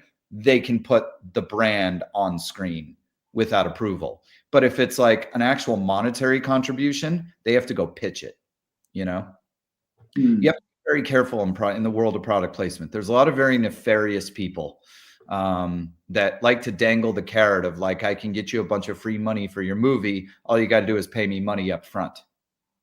You got to be really careful of that. Yeah, I can imagine. And you know what? So a sort of, I mean, this is a little bit regional centered, a little bit product placement. But I'm wondering whether you have a lot of relationships, for example, especially considering that now you're trying to film more and more outside of the US with different tourism boards. Because that's something that again we had a talk a few months ago with this producer who was she basically helped this film that they wanted to shoot somewhere abroad, and she had a relationship with the tourism board in Panama, and they actually gave them free flights, a lot of free things on location, and actually some money as well if they feature the Panama airline and so on. But that was always done with having a really good relationship with that tourism board. I'm wondering if that's something that you've tried to do throughout your career as well. Actually, the movie we just shot in the Philippines, the tourism board was involved in that. The tourism department was there anytime one of our actors or director or anybody else showed up at the airport. They were there and like made a big fuss about it. And what's great is they help facilitate a lot of the logistics. I'm doing a lot of production in Mexico. I shot an action movie in Mexico a couple of years ago called As Good as Dead with Michael J. White and Tom Berenger. And now it looks like we're going to go back and do another one. But like down in Mexico, there's a lot of the regional governments that will provide a lot of free services in terms of like hotels, security, transportation, things of that sort. Okay, interesting. Yeah. Is there anything that you feel like we've missed on the soft funding part so far in terms of the different elements that that filmmakers can piece to try and get their funding outside of private investment? I mean, look, the bottom line is, if you're just waiting around for that angel investor to write you a check for the full amount, you could be waiting for a long time. Most of us don't have a rich friend or uncle who's willing to do that. And if you are waiting for that high, that high net worth individual, and yet you actually get in front of that person, you need to convince them that you've taken steps to make it an investable project for them. So bottom line is, there's ways through regional rebates, product integration, soft equity, crowdfunding. I mean, there's things you can do to get the ball rolling. So when you are finally sitting in front of that potential investor, you have something to show of like, hey, I've already done a lot of the legwork. This is happening with or without you. These are the steps I've taken to mitigate your risk. Come get involved. And at that point, you're not asking for 100%. You're asking for 75%, 50%. The movie I just did, which, like I said, we spent a couple $1 million, 45%. No, I take it back. Somewhere between 40 and 45% of my budget was actual equity. The rest was alternative financing. It was a combination of debt, regional incentives, soft equity, whatever you want to call it. But yeah, if you're not taking advantage of all these alternative financing sources, you're not being a smart producer. Yeah. We've got a few questions over here from the audience as well. By the way, before we get into questions, I Sure. literally do workshops and webinars on this exact topic. We do them almost monthly. Do you mind me plugging it real quick? Absolutely. Yeah. Okay. We're actually doing one over the next 2 days where we specifically break down this exact topic on all these other alternative financing sources. So I'll put the link up somehow, some way. So if anybody's interested, you can check that out. And if you're abroad, not in the United States, we record them as well. So even if you're not available or you're sleeping or whatever, they're still available to you. So I've also just added it into the chat, guys. So you'll see the link Indie Films and Outs /a/workshop. We can maybe add it again in a few minutes as well at the end of the talk. Yeah, appreciate that. Great. So we've got a few questions over here.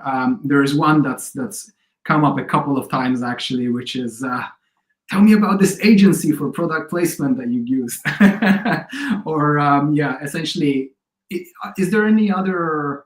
I guess is there anything else you can add on how filmmakers can find these agencies for product placement that are actually, again, the ones who are useful and not the sort of piranhas that are gonna charge you a ton of money and then not give you anything. Yeah. So one thing I'll say, one thing I don't do is like, I got to be careful of giving out like, oh, this company, because I've had problems in the past where I say the name of a company and next thing I know, people are reaching out to that company saying I referred them. So I am very careful about that.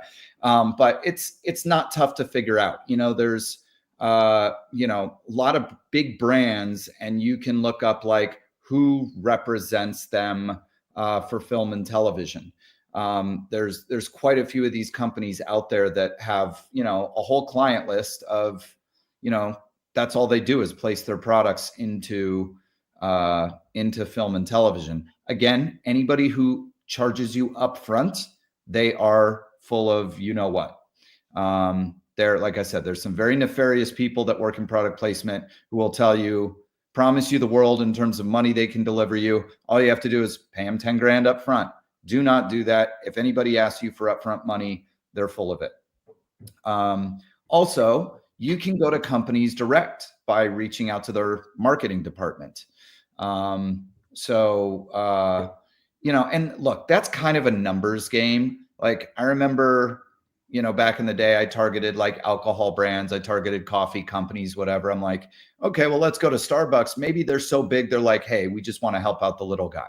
On the other hand, it's like, well, let's go to a small family-owned brand. Maybe they might be hungrier or more aggressive to place their product in something. You want to just kind of like, you know, you want to go out wide. It really is a numbers game. The more companies and brands you solicit, the better you're going to do. And look, I remember I solicited Tully's coffee once, and I found somebody in their marketing department. I reached out and they're like, hey, you know, we're not going to do that. Like, it's not really what we're looking to do right now, but we're a big company. You're a little guy. We want to help you out. And they sent us like a bunch of free stuff, you know? So that happens a lot too. When you're working on those really micro budgets, that stuff is great. So it's a lot of work, a lot of just like spending time on the internet, finding the right emails and sending out queries. Yeah, definitely. Great, thank you for that. Yeah. We've got another question. By the way, sorry to interrupt you. Somebody made it. I was struggling to come up with a good product placement like strategy way. Somebody said in the comments, Wilson from Castaway. Like that's the perfect example of how to like creatively integrate a product into your story. Yeah.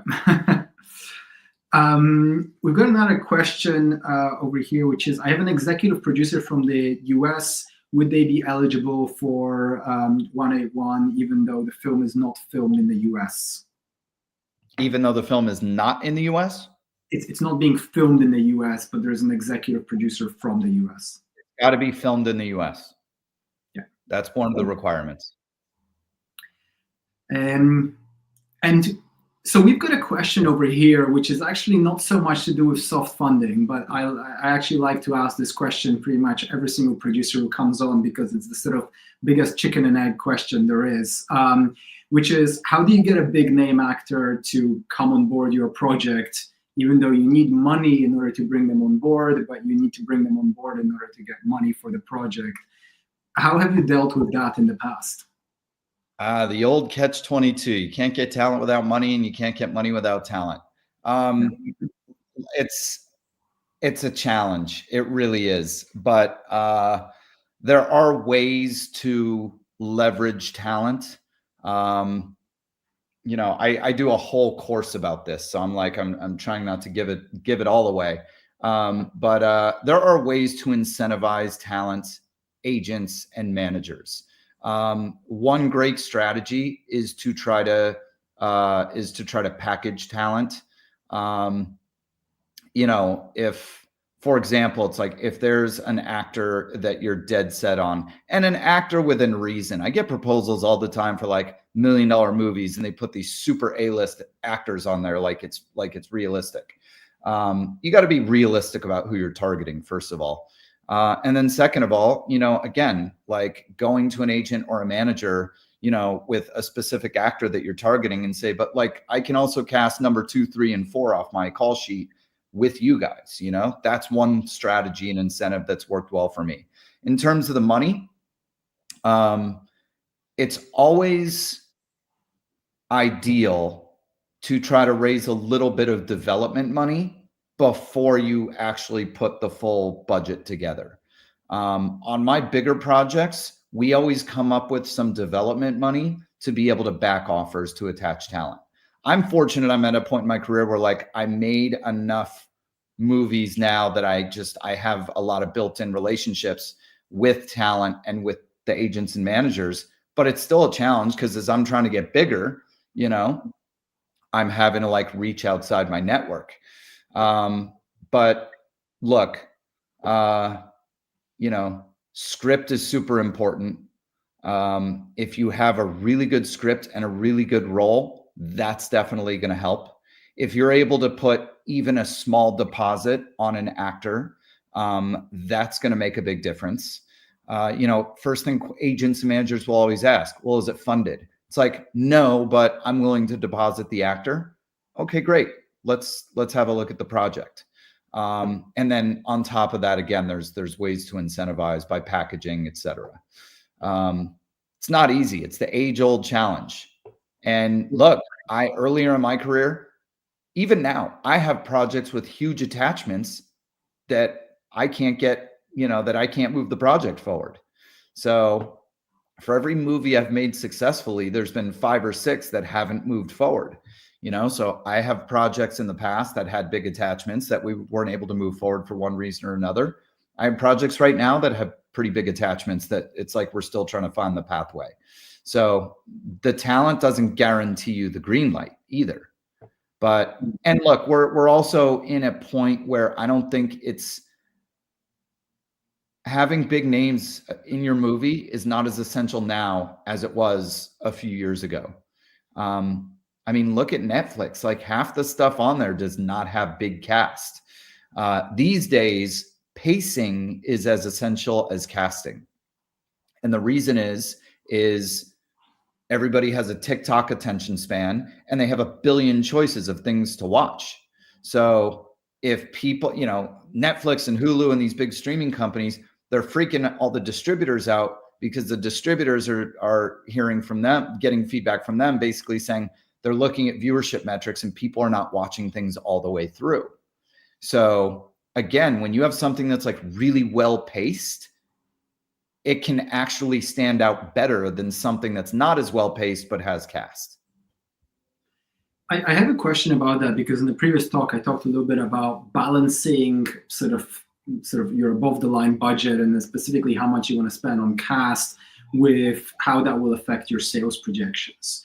I'm wondering, when you decide on whether a film or needs a big actor or doesn't need a big actor, how do you decide that? And when you start to get into the, okay, this is how much I'm going to pay this person, how do you know whether that money is actually going to come back, or they're going to make enough money back for it to be useful?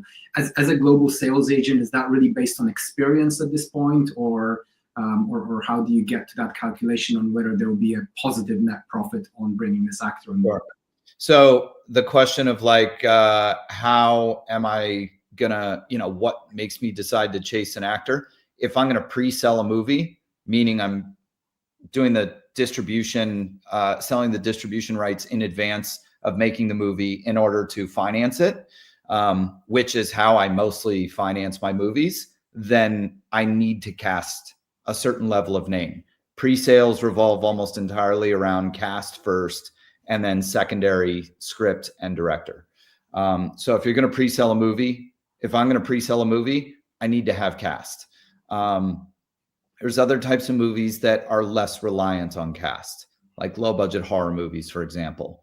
I executive produce a small film franchise called Girl Lost. They're extremely popular micro budget films about kind of the underbelly of sex workers in Los Angeles. Very popular movies. We're shooting the 3rd one early next year. But like those have no cast, and they're one of the best earners out of my catalog. They just they do amazing. So,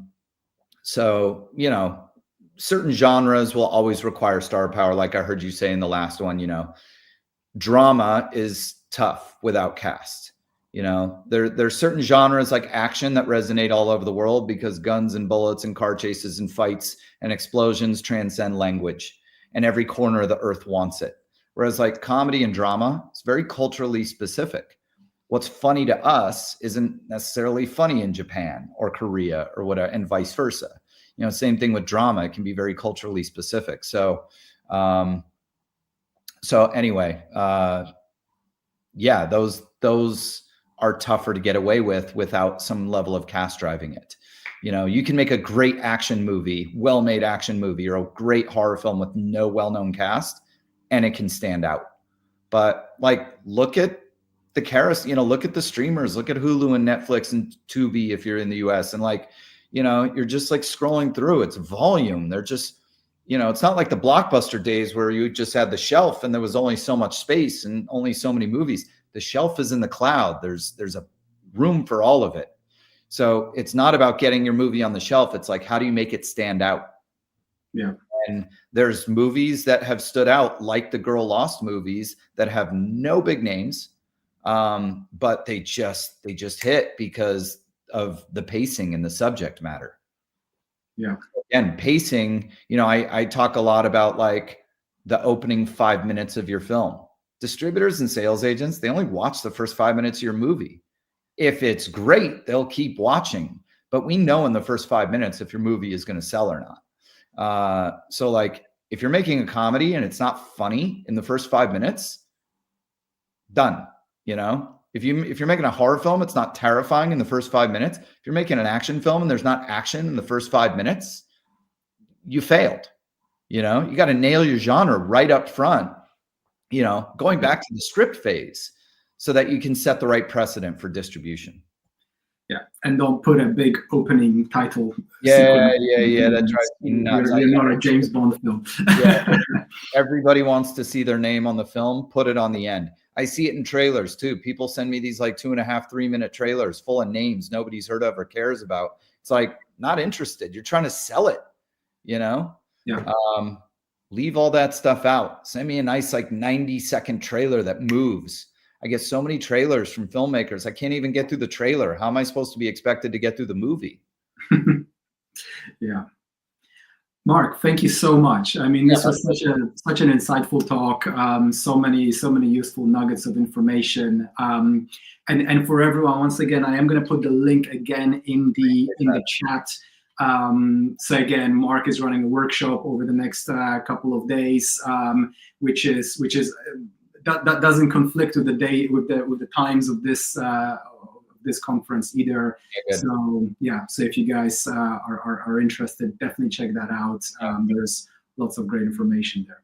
Yeah, and if you're interested in checking out what we do, you can go to my company website, odysseymotionpictures.com. And then our online workshops are indiefilminsandouts.com. You can check those out. And if you have any questions, shoot us an email. Great. Well, once again, thank you so much. Hope the workshop later today, right, goes well. Yeah, tonight. Yeah, tonight. Great. All right. Cheers, guys. Cheers. Thanks so much. Take care. Okay, guys, and for everyone else, we're going to take a very quick 2-minute break, and at 7 p.m. UK time, so exactly in 2 minutes, we will get started on the next talk with Shane Stanley. So in the meantime, during those 2 minutes, if you guys, want to just once again check out our free membership so that you can start networking on our platform. And again, in just 2 minutes time, we will get started on the next talk with Shane.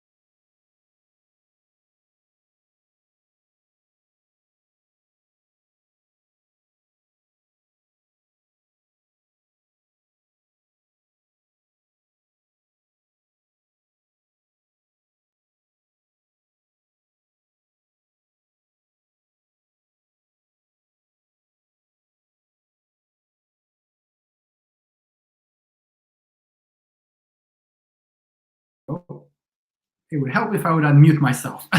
Welcome back, everyone. I hope you had a nice quick break. We're going to get started on the next talk. So Shane, when you're ready, I'm going to add you to the live stream. Welcome, welcome. Thank you so much for joining us. How are you? I'm good. Good morning, everybody, or good afternoon, depending on where you are. Indeed, indeed. So once again, thank you so much for joining us. I think you've got such a wealth of knowledge in filmmaking in so many different areas. Could you maybe start off by just telling us a little bit about yourself, your previous experience, and what you're currently doing? Well, sure. My background is I've kind of been around the film industry my whole life. My father was a working actor before I was born. He co-starred in films like Ice Station Zebra and Hotel and a lot of TV. And I was basically asked from a casting director to him to be in a series of commercials, which ended up being for a very big and still functioning real estate company. So from 9 months old, I started working in front of the camera for about 6 or 7 years consistently. And growing up as a kid, I missed my friends. I didn't want to be sitting in a trailer at a studio or on a film set. I wanted to be out playing like the rest of us did back then. And so I retired from in front of the camera by the time I was about 10 years old. But really, my father had transitioned from actor into documentary and industrial filmmaker. So during that time, one of the rooms at the house was converted into an edit bay and a workroom for film, and just really started falling in love with the process of camera, use it, come back, you've got film, and you're seeing what you had shot and watching it get edited. And so I really just kind of fell in love with the filmmaking process. And fast forward, I've been in this industry now, let's see, I'm 53. I've been in the industry since I was 9 months old. Been around a while. I enjoy it. Every day I learn something new. No 2 days are the same. The people, the relationships are the things that I hold close to my heart. It's not about how many films or how successful they are, though it's nice to have success. It's about the experience and the people that I hold dear to my heart. Yeah. Well, thank you so much for that introduction. I'm wondering, perhaps to start off with, you are, sort of a full-rounded filmmaker, both in directing and producing and so on. I'm going to start off with, with a very broad question, and then, we can narrow down from there as well. But how do you balance creativity and what you really want to do with what investors want to see and what might be profitable? Because this entire event, this entire 3-day conference that we're running over here is really focused on helping filmmakers find funding and distribution for their film. So really that money aspect. But I think what a lot of filmmakers might also be feeling is, well, how can I within that, someone's telling me, okay, I need to have this actor and I need to do this genre because that's what's going to sell, and I need to do this and that. But how do you, within all that, actually hold on to your creative integrity and do something that that feels right and beautiful for yourself? That's a great question, ZB. And I learned, 35 years ago, when I was really starting to get serious about working in this industry as a producer, and still didn't know where the rest of the journey was going to take me.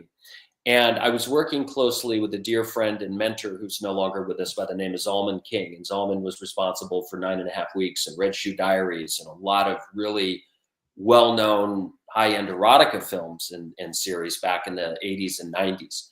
And I had the pleasure of working with Zalman. And I remember we were in Bali, Indonesia, shooting a film called In God's Hands, that the script was completely ununderstandable. You couldn't comprehend what the hell it was about, but it was a beautiful film. And everybody was kind of joking on set. Nobody knew what it was about. And I remember asking Zalman one day, I said, how do you balance this creative integrity versus what the brass is asking you to do, what they've greenlit, they've given you all this money? And he said, you just got to do what you know in your heart is right. He said, you're always going to be questioned. You're always going to be challenged. But at the end of the day, do in your heart what you believe is right. And what I took from that was, in a way, what you're asking, because of course this conference being about selling and distributing your product and trying to get financing for it. You know, there's that old saying, you can't serve two masters. And I do agree to that to some degree. But if you were willing to gamble on yourself and believe in your talent enough, I think there are ways that you can balance without deceiving investors and potential partners to let them know what it is you're setting out to do, but while you're in the heat of battle, knowing what's best for the film. And that's something you're going to learn by failing. You're going to learn by trial and error. You're going to learn by watching other people make mistakes. And hopefully that's what you do. And it doesn't all land on you. If you've read my book, I talk a lot about comparing this industry to sports. There's a lot of comparables to film and television and football and basketball and coaching especially. And if you look at some of the great coaches, John Wooden and John Madden and John Robinson, all the three Johns that are no longer with us, they all talk about knowing in their gut, trusting their gut on how to execute it. And they were going to go down on their terms, or they were going to succeed on terms, but they're going to do it on their terms. And I just, in all of this answering of your simple question, is I think you have to find your voice as an artist. You have to stand firm for what you believe and what it is that you want to do and how you want to execute. And I think there's a lot of diplomacy that comes in this. And unless you're a Spielberg or a Scorsese where you call all the shots, you're going to have to learn how to play ball with others. And I think it's a dance. I think it's learning people's skills and learning how to sell your product and getting people to believe in you as the person representing the product before they invest in you.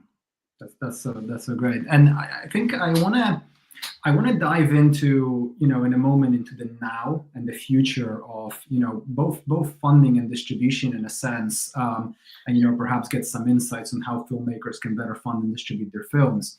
But before we get into the now and the future, I just want to pause and ask you how you feel that the industry has changed since, a little bit pre-COVID to right now, when it comes to both funding and distribution. I mean, do you feel like there have been big sort of substantial changes in the way that, for example, you fund your projects now versus to how you funded them 5 years ago? And if so, what were those changes?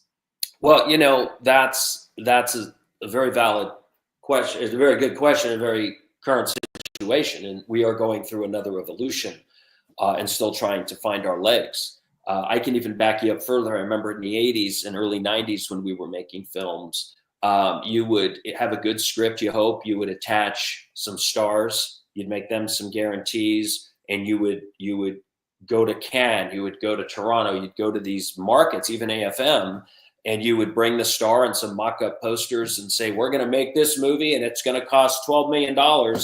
And we'd leave that press conference or whatever with a lot more than $12 million to go make a movie. I mean, we did several of films like that back in the day because you were doing pre-sales and minimum guarantees, also known as MGs, with some of the big distributors, sales agents were helping. And obviously you had the home video market, which was massive. That was a massive income for us filmmakers, was the home video market, these deals that we were able to make abroad on these brick and mortar deals. That is obviously not the case anymore. You may get a small company that wants to put something out and say, well, we'll do 10,000 DVDs in Redbox or in some form, but you can't really rely on that. It's far and few between now. Now, going further into what you said, then we started figuring out, before COVID, we were finding these great outlets. Yes, you had things like Amazon and Netflix, but they weren't the be all end all. Theaters were doing much better. Home videos were still thriving. There were still Blockbuster and Hollywood Video and the like. And then all of a sudden COVID hit and we were all locked inside. And yeah, Blockbuster had failed before then, but basically people just sat at home and binge watched everything. And what came with that was the excitement a lot of filmmakers have with, oh my God, there's new places like Apple and Netflix and Hulu and Amazon. I'm going to go sell my scripts there. And what they didn't realize is the guards at the gates were just as strict and just as tough to penetrate as they were at Universal, Paramount, Warner Brothers, and all the networks. So now you've got these streaming companies that are controlling the content. They are buying and creating their own content, but now they're licensing content from filmmakers. And we don't know what those MGs are. You're going to usually go through a company that has a better relationship with these platforms than you. And they're going to either want your movie desperately and pay an okay amount for territory or North America for your film, or worse, they're going to buy 10 films at once, and every filmmaker is going to see $200,000 as an MG straight across the board. They sell them in bulk. So you have to be very careful on what you set your budgets to. And if you're spending money, you have to really put it into cast. At the end of the day, it's going to be cast driven and genre driven. And I think you have to be very careful on the genres you choose to dance with as well.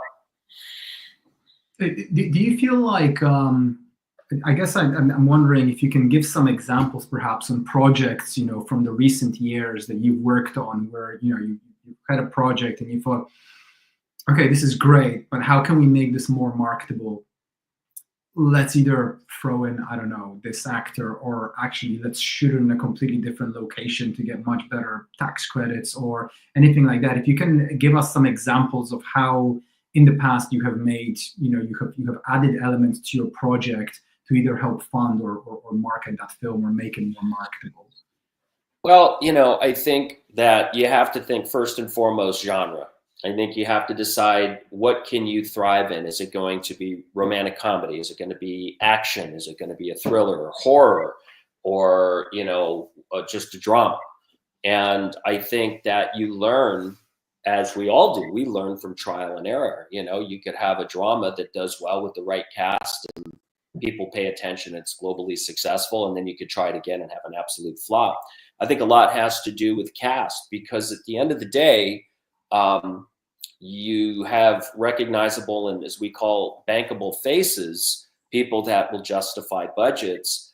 It really helps push it and it really helps sell it, because, if you're a filmmaker here in the United States, you think a lot about your North American licensing or sales of a project. It's important, but you find 75, 80% of your money can actually come abroad. There's, 54 territories, 100 and some odd countries that are buying movies, plus your cruise ships and your airlines, right? So, and your hotels. So you really have to think globally. A lot of people question why we cast some of the actors we do. Everybody is cast for a reason. We think globally, not locally. You could hire an actor that maybe had a successful series here in the United States 15, 20 years ago. Some people can kind of laugh it off and say, well, gee, why are you working with them? Well, first off, they know their craft. They're good to work with. But most importantly, they're on TV prime time 3 or 4 times a day in 100 countries, and they're still valuable.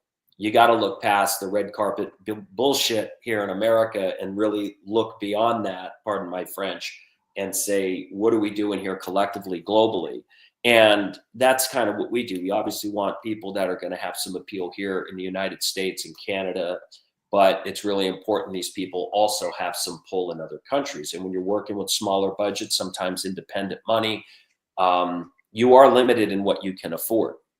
It's becoming more and more common, which I'm finding in a lot of projects that are coming up and people that I'm working with and discussing future, is let's scale the project down to 3 million. Let's give a star $1 million, another $500,000 to another person, and then let's make this film for $1 million, $1.5 million.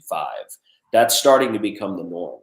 And if you look on some of these streaming platforms at these action films that may or may not chart or track, you start seeing that's becoming more and more common. Oh, hey, we got Nick Cage, or hey, we got this Helmsworth brother, and they're the golden goose, they're the crown jewel of the production. But, the rest of the film is made for whatever they have left. And that's, I think, going to become more and more the norm if you're not just going out and grabbing your cameras and who you can get and making good content. I really love that point on really thinking globally, because again, I think that's partially a mistake that indie filmmakers, especially first-time indie filmmakers, make, which is they actually don't think big enough, in a sense. They're thinking about their own country and their release there rather than thinking about all the other territories. And in the same way, when it comes to the cast, they're thinking about the cast that will sell in their country, which can be really, really expensive, rather than thinking about the cast that can sell globally, which can actually give you a better return on that investment. Look, I'll speak real honest. I mean, I mentioned it in my book, and it's no surprise. You know, you can get these actors at one time who were the highest paid actors in TV, or the highest paid at the time in their movie making career when it was at the height. And you can get some of these wonderful, beautiful, talented people who are now willing to work for substantially less, willing to work for scale plus a percentage point. And they're still globally known, they're still household names, and you're not overpaying for these people who are not only fun to work with, but also bring value, tremendous value worldwide. And that's why we cast these indies a lot the way we do, is because you look for people who have syndicated series in multiple years or in multiple different series that are all over the globe. And you realize this person's series is doing great, this person's series and that series they did are doing great.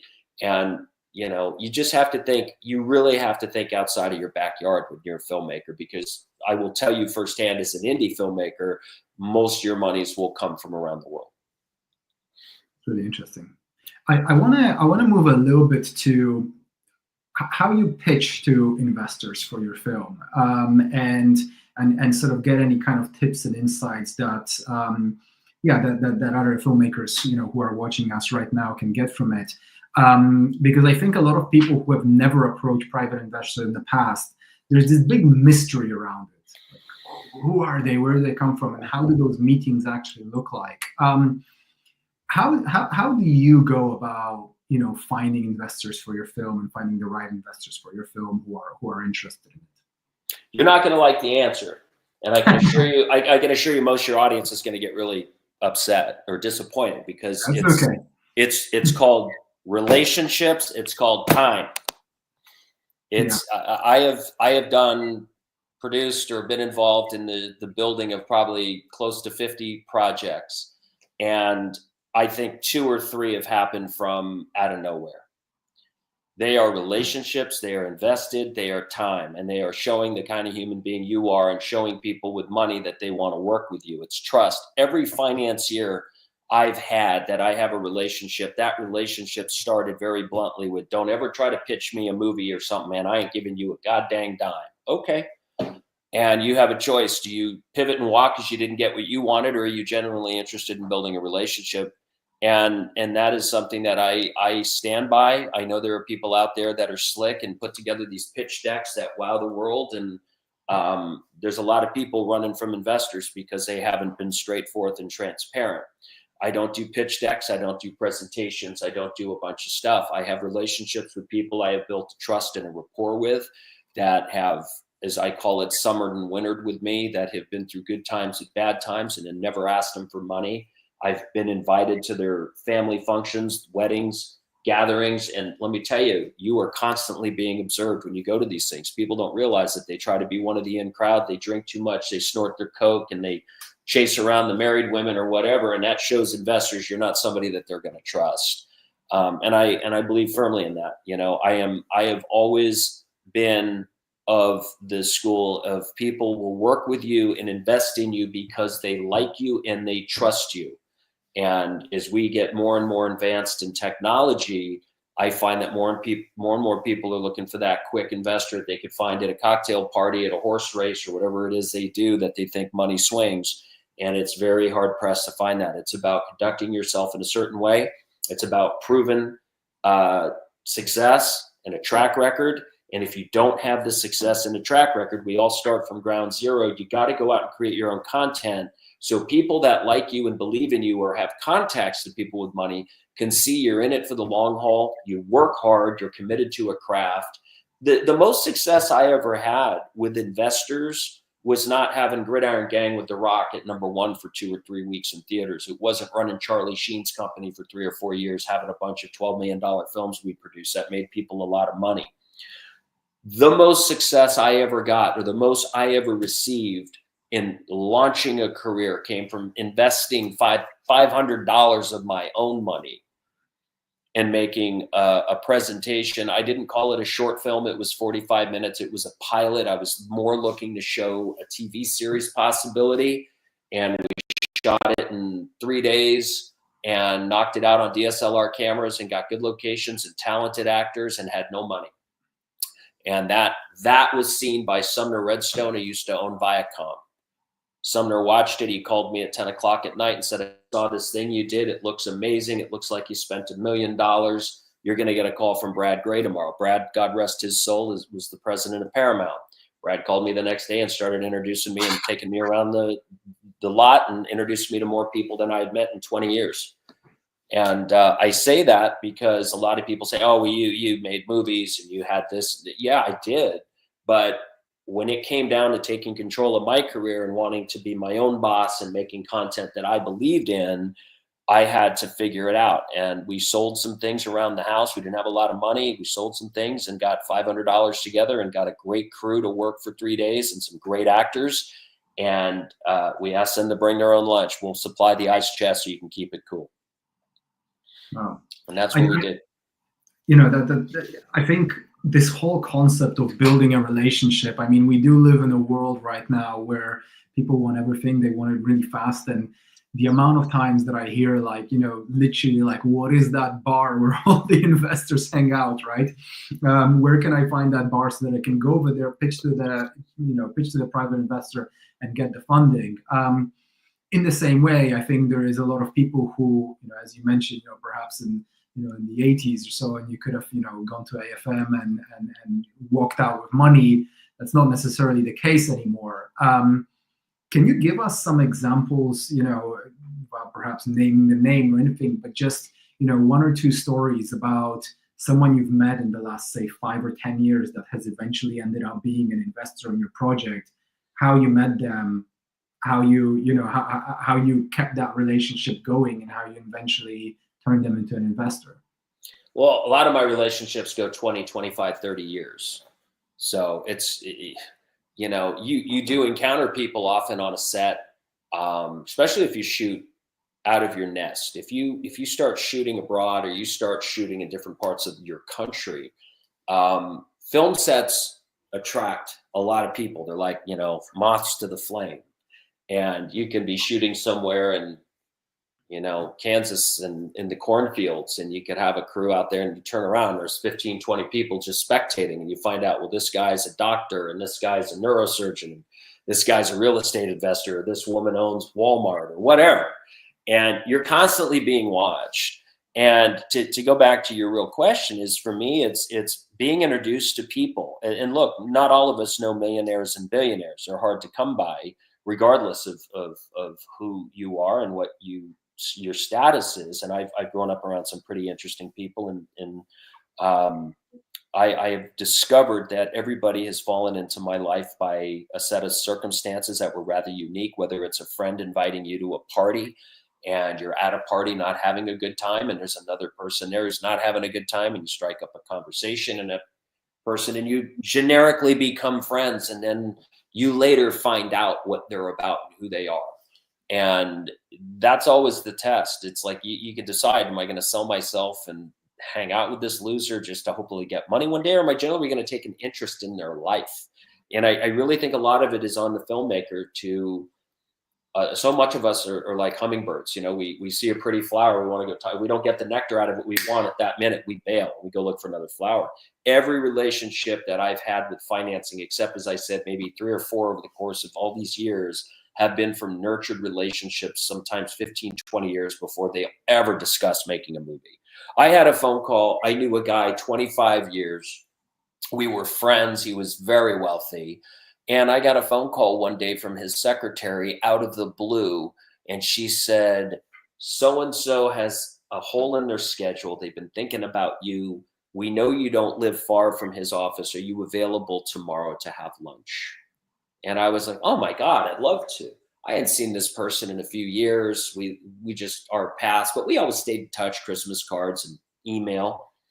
And I get to the restaurant with them. They happen to own the restaurant. We got to the restaurant and got through all the hellos. And he said to me, what are you working on? You're a filmmaker. What are you doing?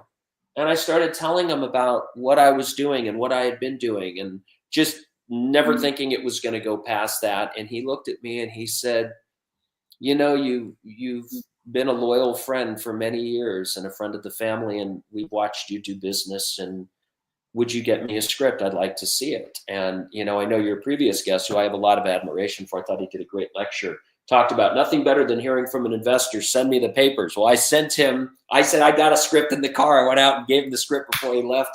And for 5 months, every Saturday, he'd call me and say, I haven't read the script. I tried, I haven't read the script. I'm too busy. I haven't read the script. This went on for 5 months, from May to November.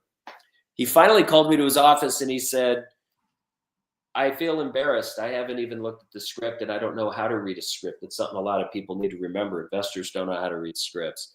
And he said, can you just tell me what the hell this is all about? What it is you want to do? And I told him, and his wife was there, and he said, what do you think? Sounds like a great idea. And she said, let's do it. Didn't even ask me how much the budget was. She said, yeah, let's do it.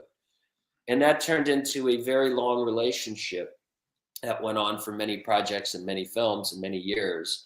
And if you're looking for the quick antidote or the quick remedy to hitting the right parties in the right bars, you're asking the wrong guy. It's about relationships. It's about conducting yourself in a way people with money and responsibility are going to look at you and say, I want to be in business with this person. You have to remember, most of our pitch decks are all bullshit anyway. They're all filled with hype. They're all comparables of movies that you'll never ever have any right to compare yours to. No disrespect. And you put stars in there you're never going to get. What you need to do is under promise and over deliver. I have been asked to put pitch decks, presentations together for people, and I always play it low. I always use examples of films that nobody's heard of, like Lovely and Amazing. It was made for 400,000 and made back 6 million, or, you know, Sling Blade or whatever. But, you know, everybody goes for the tried and true blockbusters that were indies, and you have nowhere to go but down. And there's nothing better than telling an investor that, you know, you may hit a base hit or a double here, and then you actually get their money back, and you're transparent with how much time it really takes, especially now. You know, investors aren't going to see their money for 1.5 to 2 years, realistically. I mean, that's just the real bottom line. You got to go get the money. You got to pre-produce the film. You got to shoot it. You got to put it through post. Then you got to wait for the markets to sell it, or get a sales agent worth half a snort that's going to get off his ass and actually sell it.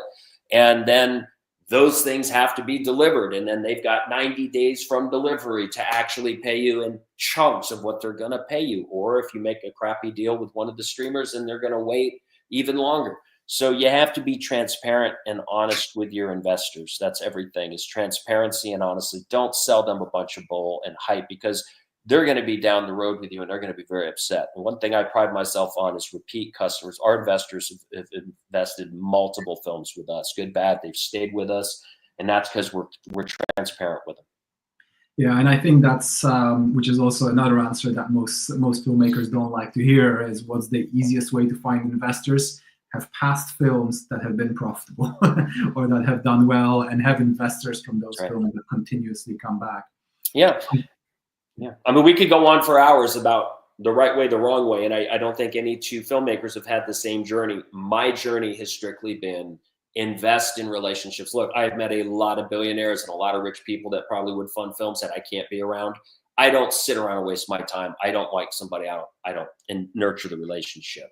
I've been really fortunate to make very dear friends out of our investors. And it's happened organically. I mean, we had one guy out of the blue that said years ago, don't ever ask me for a dime in your industry. I will never pay for a movie to be made. Okay. I happened to fall in love with the guy and his family. They were wonderful people.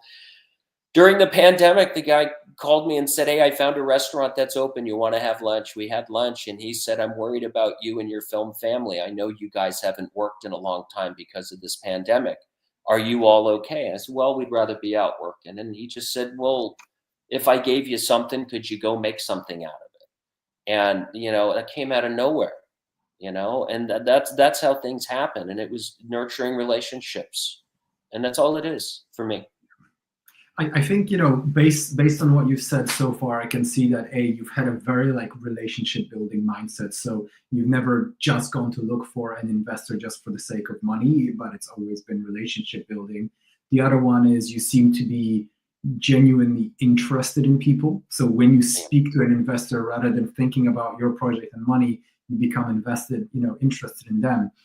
I wonder, connecting the dots backward over, you know, the last 30 years or so, are there other things that you've seen that I repeatedly did this, or I repeatedly showed up, in these types of places where it just so happened that people had money, something that's not a specific strategy, but is almost, a lifestyle that you picked that made you more successful in getting funding for your films? No, but I know what you're asking for. My advice would be go to funerals, go to a lot of funerals, because people seem to get money at funerals, and go hang out at probate courts too. I guess you could do that.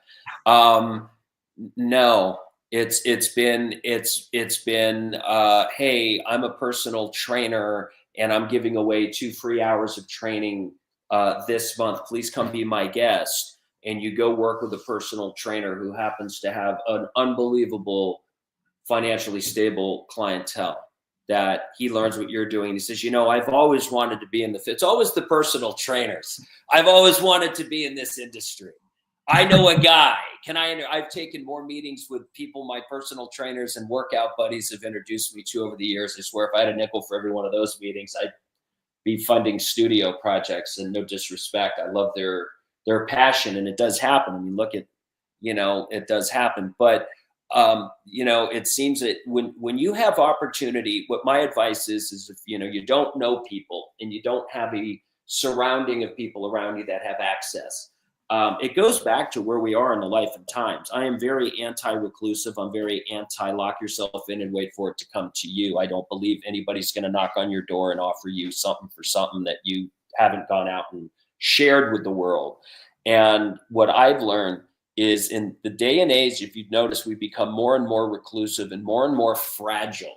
And I'm going to risk pissing some people off because that's where we are in America right now. Apparently you can say anything and it's acceptable.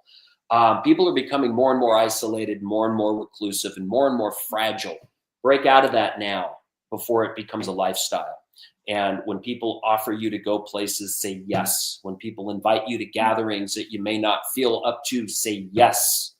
Because I will tell you, everybody I've met who has backed me over the last 30 years came from somebody else that invited me to do something that wasn't convenient or comfortable. I didn't want to go to half these parties I've met these people at, and luckily they didn't want to be there either, but we both showed up and we had something in common. We hated the host. We thought the house was ugly or the food sucked.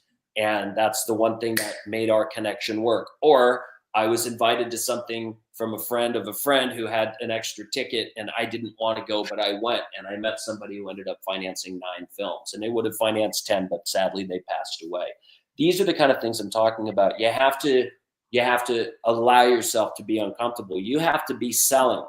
You have to be willing at a drop of the hat, not drink too much freaking booze. When somebody says to you, I hear you're a filmmaker, what is it you're doing? Talk to me. I've been asked by so many wealthy people over the years, pitch me, what are you doing? And it always comes when it's like telling a comedian in an elevator, make me laugh.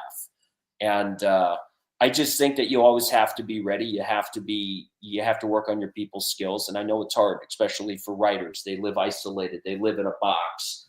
I'm a writer. I've made a living as a writer. I understand that, but you have to find balance. You have to actually get out and talk to people. I don't know how many people are going to get films financed from their basement, doing it in chat rooms or the internet, not even Zoom calls. I think it always turns out to be a personal connection with somebody.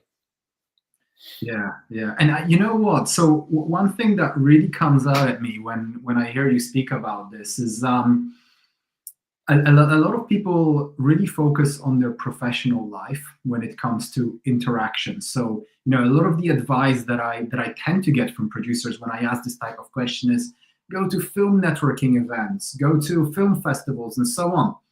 And that's great, but I've actually never heard a producer or a filmmaker talk as much about non-professional sort of meetups, non-professional relationships, which is something that, especially when finding private investors, can be, really important. You're not necessarily going to find, really high net worth individuals in that, in that film networking event that you're going to go to with 30 filmmakers who are all recent graduates who, all have this, struggling in the exact same way. Whereas it sounds like you've really focused your life as well on the personal kind of relationships, but always having that networking mindset. So I think for most of us, we will go to a friend's wedding and we will never consider that as a link between a potential link between a potential investor in 10 years time, right? This is professional, this is non-professional, where it seems like you blur the lines between the two. That's done really well for you. Well, thank you. And that's, I'm intolerable of industry hangouts. They don't work for me. I just don't enjoy them. Everybody's got something to prove. Everybody's peacocking. Everybody's looking over your shoulder for who's more important at this thing that I can talk to. I have found that, and it ties into what you just said, ZB, is that you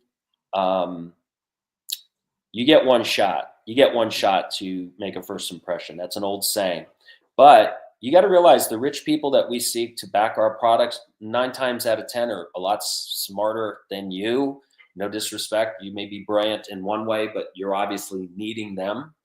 And they hire people. They pay people very well to keep people like us away from them. You know, when you become a millionaire, your phone starts ringing. I have people that have become millionaires overnight or through a lot of hard work, and their phones always ring. And it's always the same thing. We got to get you a financial team that's going to protect you and make sure your investments are done right. And the first thing they're told is don't invest in nightclubs and restaurants. Don't invest in music. Don't invest in film. And, you know, the list goes on. Don't invest in clothes. You know, these are the kind of things these people are told. So you are going to go after people that have hired people to protect them, that they trust, that are telling them, don't invest in this stuff. It's got an 80% chance of failure or even higher. Be careful. And they're going to turn all your paperwork and everything that your previous guest was talking about, your pitches and your presentations, to their lawyers, to their business managers, to their accountants. And that's something you have to remember. And I will tell you, and again, I'm pulling little bits out of my past, and in my book, I talk a lot about, most of my book is talking about independent financing and my journey doing that. And what I've learned is you cannot be afraid to say, I don't know. Everybody is full of shit these days. Everybody's got an answer for everything. And the most successful relationship I had from film investor to me came 25, 30 years ago when I sat in a room with 2 lawyers, an accountant, and a potential investor who was grilling me. They were grilling me.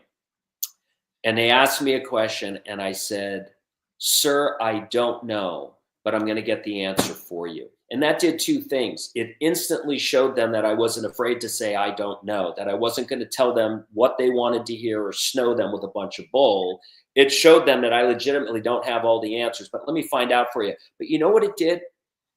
It gave me an excuse to follow up with them the next day and call. And I got that person on the phone. His secretary put me through, and he said, yes, how can I help you? I said, first off, thank you for your time and attention yesterday. It was a real honor to meet you and your associates. You asked me a question yesterday, and I didn't have the answer to it. So I told you I'd find out. I'm calling with the answer. And he laughed. He said, oh, shoot, you're right. You owed me a phone call. And it disarmed both of us. We had a laugh. And then I said, you asked this, and this is what I have learned. And I hope that gives you the information that you were looking to gather. And he was quiet for a second, and he said, let me ask you something. You came at me with this budget. It's not that I can't afford it. I just don't know enough about you, and I don't know enough about your business. But I understand time is of the essence for you. You don't want to wait forever to get an answer. And if I say no, you got to move on. He said, let me ask you a question. You asked for this much money. Is there any way you could do that project you're passionate about for a third less or 50% less? And if not, I understand. Or do you have another project? I appreciate your honesty, and we did enjoy you, and you came off professional, but we can't justify putting that kind of money into this right now. And guess what I did? I said, sir, let me get back to you. And I reworked the script, and I reworked the budget, and I found a way. And I went to him and I said, I came down 40%, and we made a deal, and we started working together. And that all became, really, for me, being transparent. People want to know you're being honest. They don't want to discover later that you lied to them. Yeah, I think a lot of filmmakers, especially, it's hard to build the confidence to say, I don't know. For a lot of us in any industry. Yes, but especially when you're relatively new. So yeah. If you've got 10 features behind you and someone asks you a question, you say, oh, I don't know. it feels like, okay, this was, you know, it's okay that you don't know, because if you don't know, that must mean that it's either a really tough question or, you know, or something that you shouldn't necessarily know. Whereas if you're a first-time filmmaker and you say, I don't know, and you say, I don't know a second time and a third time, that's when it starts to feel like you need to try and almost make up an answer to try and, you know, yeah, kind of still. And that is a great point. You can't sit through a meeting and shake your head and say, I don't know. I don't know. It was a specific question he had asked me about. I think it was something as trivial as, well, on a percentage ratio, I know there's no guarantee, but can you tell me the ratio of North America to global, what the income will be and what the time difference is between them? Can you talk to some sales agents and distributors that you've worked with and find out what that ratio is? I think that could have been as trivial as the question, which is a very common question from investors. And this was one of my first investor pitches. And another thing, if I can just back up for a minute, I'm a real big fan of less is more. And I feel a lot of people fill the room with paper and crap that people aren't going to see. You know, one investor that I had a long relationship with, our first meeting, I walked in, I had a briefcase, you know, a soft attaché. You know, filmmakers don't carry hard briefcases. We carry bags. So I pulled out 3 copies of the script, 3 copies of the 60-page budget, synopsises, you know, pitch this, pitch that, my bio, my dad's bio, my blood type, my dog's breed, you know. The guy just stopped me and he said, oh, dude, look around. I got hundreds of piles of stuff that people have come to me with. If you give me that, it's going to end up on the pile and I'm never going to get to it. Put your stuff back. Let me hear. I want to hear it from here and here, what you want to share with me. I had to know my material. I had to know my budget. I had to know my tax incentives, if that was the issue, my story, actors, how I was going to execute it, where we were going to shoot it. They always want to know where you're going to shoot it. And you have to be sensitive to that. People don't like to be weighed down with paperwork. If you know, I say bring a copy of a script and have, if there's going to be them and a couple, bring paragraph, page of a synopsis, what it is you're doing. Keep it clean. Have a lookbook on a page or 2, maybe a page per act, and just say, this is how we want it to look. Here's a synopsis. We do have a complete 100-page script. If you should feel like you want to read it, investors aren't going to read your script. Most producers aren't going to read your script.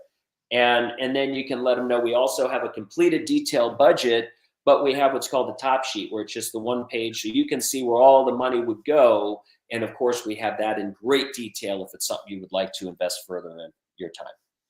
Just keep it light, keep it lean. I think that's another great point, because as you mentioned, investors, they're usually quite time poor. And because of that, if you bring them the script and if you bring them a full budget, if you ever bring an investor a full budget, they will have so many questions about that budget that they will never ever invest in your film. So really? And they don't think that there's anything wrong with your budget. It's just that they won't understand, and there'll be so many questions that will come out of that you never even show them the full thing. My favorite, if I may, was, I have a friend who's a billionaire who's back east, and he has always dabbled and he's never pulled the trigger, but he did hire me. He said, I'm doing a project and I want you to produce it. So I was like, okay. So I sent him a budget and he called me, and this is a guy worth more money than God. And he said, all right, I went through your budget. I have questions. I said, okay. He said, why in the hell am I feeding people? What is this crap? He said, I got 600 employees in one company. I've never bought anybody lunch. I don't understand why I'm feeding your cast and crew. What's going on? And they don't conceptualize the fact that films genuinely provide food for people. And that was a big problem for him. And he kept fighting me on it and fighting me on it. And I finally said, look, it's your show. You want an angry cast and crew? I'll come out and piss off your cast and crew. And he finally arranged for a chef to come and make food. But this was a big sticking point for him. And a lot of, you know, the old joke I got from one investor was, well, the president of IBM gets off his ass, goes down the elevator, crosses the street and goes to lunch and pays for it, or IBM does. Nobody's getting free lunches. Why? And a lot of people have trouble with that. So less is more. And if they ask questions or they want to see where all the money's going, you got to be transparent about it. But, you know, keep that in mind. They shoot holes in everything. Yeah, absolutely. I also want to shift the conversation over here, you know, I'm a bit conscious of time, towards when it comes to film funding, when it comes to getting a sales agent on board, a distributor, everyone always likes comparisons to other films. You know, a distributor really wants to know, oh, yeah, okay, this film is going to be like that, and I can market that. I know how much I can sell that for. Sure. Investors also really want to see, oh, okay, this film is going to be like that. That film made that much money, therefore I can make a little bit of a comparison. How do you again balance trying to fit that, you know, so okay, I really need to make a film that has clear comparisons and this and that, because otherwise I won't be able to sell it, with actually creating something new, creating something that feels fresh, creating something that might be different. Because I think a lot of indie filmmakers, when they want to make their feature film and they want to stand out at festivals and they want to, you know, and they want to bring across their vision, they want to create something that's different from any other film that they've seen. So how do you, or how can filmmakers balance that? I think you know, that is a good question, because all of us want to make something unique, even if we're making a cardboard cutout action film, or, you know, a sexy thriller that we're going to throw on Lifetime, or, you know, you're making something for whatever. And I think it's easy to get pigeonholed. And I think you have to really try to set yourself apart, but also use the history of a genre. I think that's usually really good. You know, if you could do kind of a crime thriller with some comedy, you know, you think of Pulp Fiction, you think of those kind of films, and you think about, I think it's really important that you don't, as I grossly adopted a term, huff your own farts into believing that you're going to make something like that just because you think you can. Now, I hope you all do, and there's no reason you can't, but you can't tell people you're going to have the next Pulp Fiction. And you have to be very careful. And what I've always done is, because I've had a lot of distributors and sales agents screw up a lot of good things. They'll tank it with really crappy artwork that doesn't fit the film, but they're trying to appeal to somebody to click on, you know, on a streaming platform, or they want to do a trailer that really doesn't serve the purpose, or worse, they want you to cut out scenes to get to some length of the movie that they, for some reason, think still applies, and it really doesn't. Last year, most of the Oscar noms for Best Picture were 3 hours, and now it's showing that these streaming platforms love the 2-hour concept instead of the 90-minute. It's still an argument people are having, but somebody's going to sit at 8 o'clock to watch a movie, and they're still up at 9:30. They got to find something else to watch. That's probably an argument that'll go on as long as how long cats have been chased by dogs. But I just think you always have to believe in your product and say, no, we're selling something unique. We're selling something special here.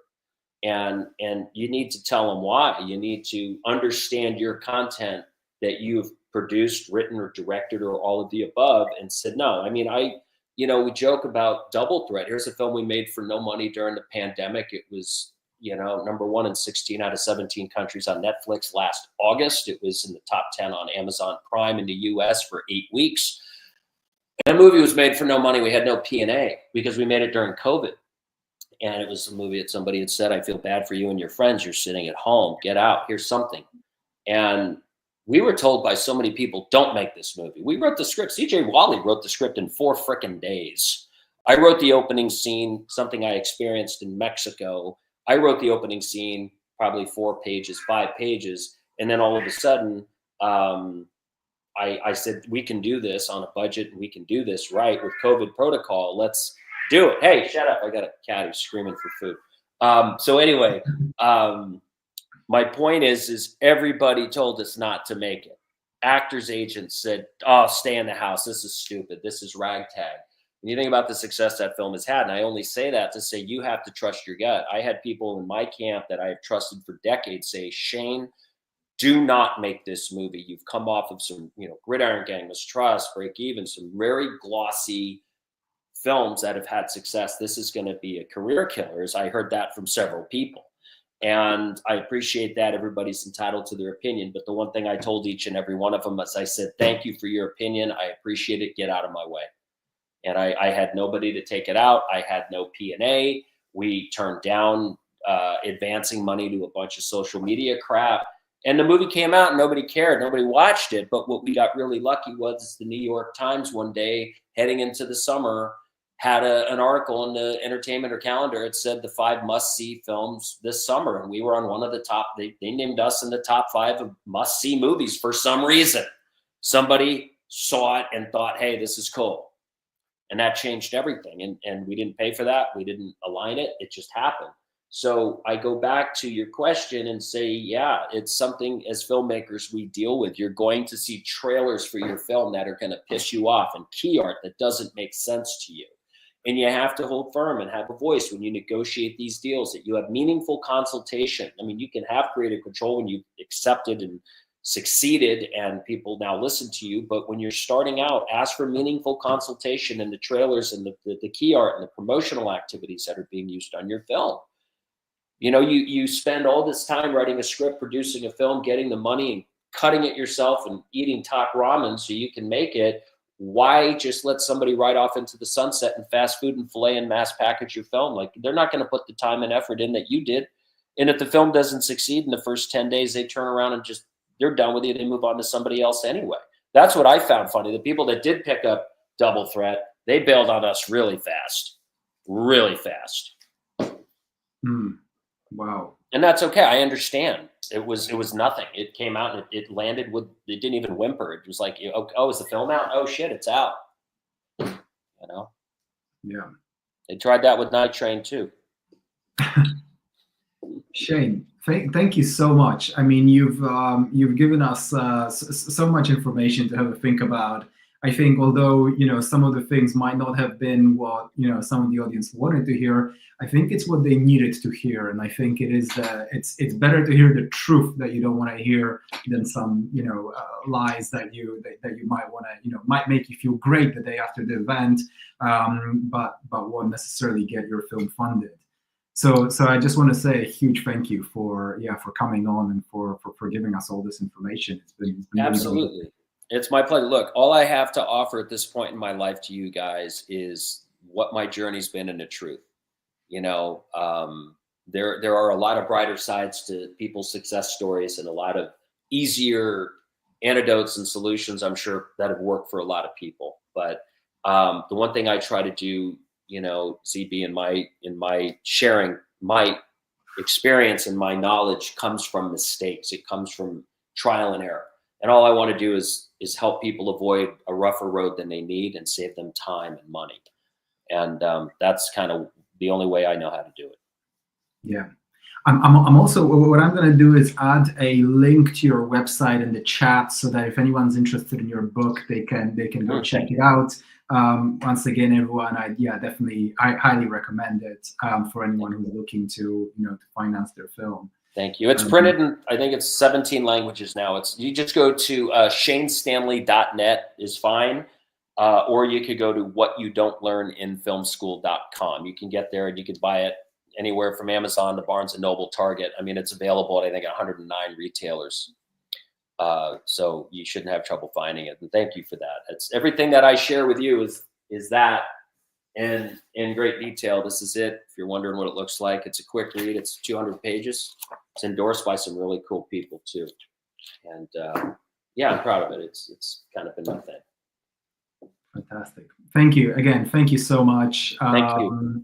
Yeah, it's been a pleasure speaking with you. And yeah, I wish you all the best on your future projects as well. Thank you, ZB. Best to all of you guys. Good luck. Keep going. Keep grinding. Thank you. Thank you, bud. See you. Great. And for everyone else, we are going to once again take a quick break, just 5 minutes up until 8 p.m. London time. And in 5 minutes, we will be having the final talk, which are going to be some of the strategies on, well, first of all, discussing really who are private investors and listing quite a few different strategies on where you can actually find private investors for your films. But in the meantime, we're going to have just a quick 5-minute break for everyone to grab a drink or grab a very quick bite to eat. And we will be back now in, 4 minutes time now for the next and final talk.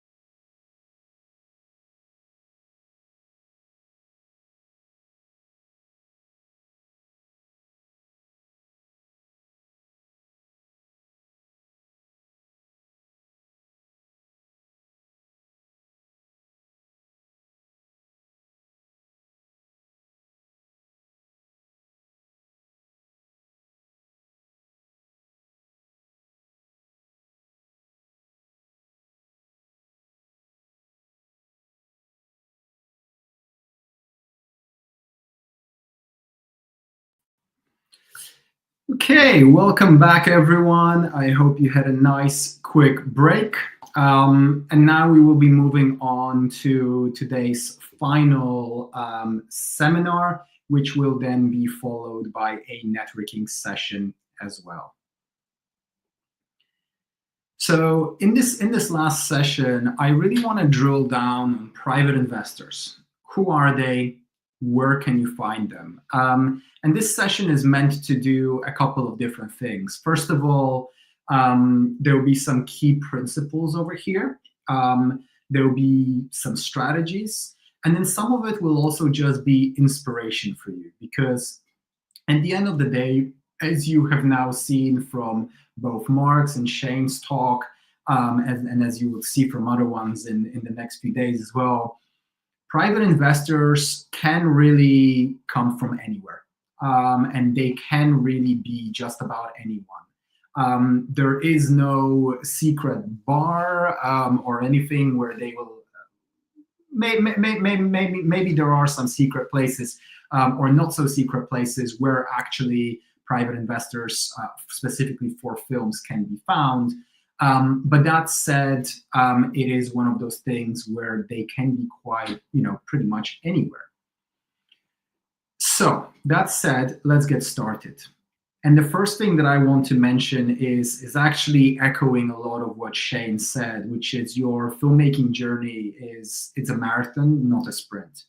And a lot of filmmakers treat it as a sprint. And by that, what I mean is they try to right now find a private investor for your next film, which you're planning to shoot in 3 months' time. And although that might be, something that you really need for this specific film, what you do want to definitely do is shift your approach to building long-term relationships with people who will later on turn into private investors. And what I want to bring over here is just a short note on some game theory, really, between infinite games and finite games. And this idea that a lot of filmmakers treat their filmmaking journey as a finite game, which is they want to get funding for this specific film and they want to make the film, and that is the end goal right now. And what your filmmaking journey really is more of an infinite game. You want to continue being a filmmaker. You want to continue being a filmmaker, and you want to continue being able to find more films. So that's something that you definitely really need to consider. So that said, you definitely should focus on building long-term relationships. That is going to be absolutely key. And once again, over the last 7 years, I've interviewed a lot of producers, a lot of executive producers, a lot of financiers, and they've all said the same thing. It's based on long-term relationships. It's very rare that you meet a private investor at some bar or a pitching session and they just give you the money within a couple of weeks. It does happen, but it's very rare. And again, another thing that I want to mention over here is don't spend years trying to fund just one film. It will always help you to have a slate of films. So many stories that I've heard, some actually from Marc Clebanoff, some from various different producers who have said they've gone to film markets, they've gone to film festivals where they were pitching films. And that was, by the way, both to film financiers as well as sales agents and distributors. And they said that within the first 20 seconds, that person has said, no, I don't really fund horror films. And that's it. If that's your one film and you're making a horror film, that's the end of that conversation.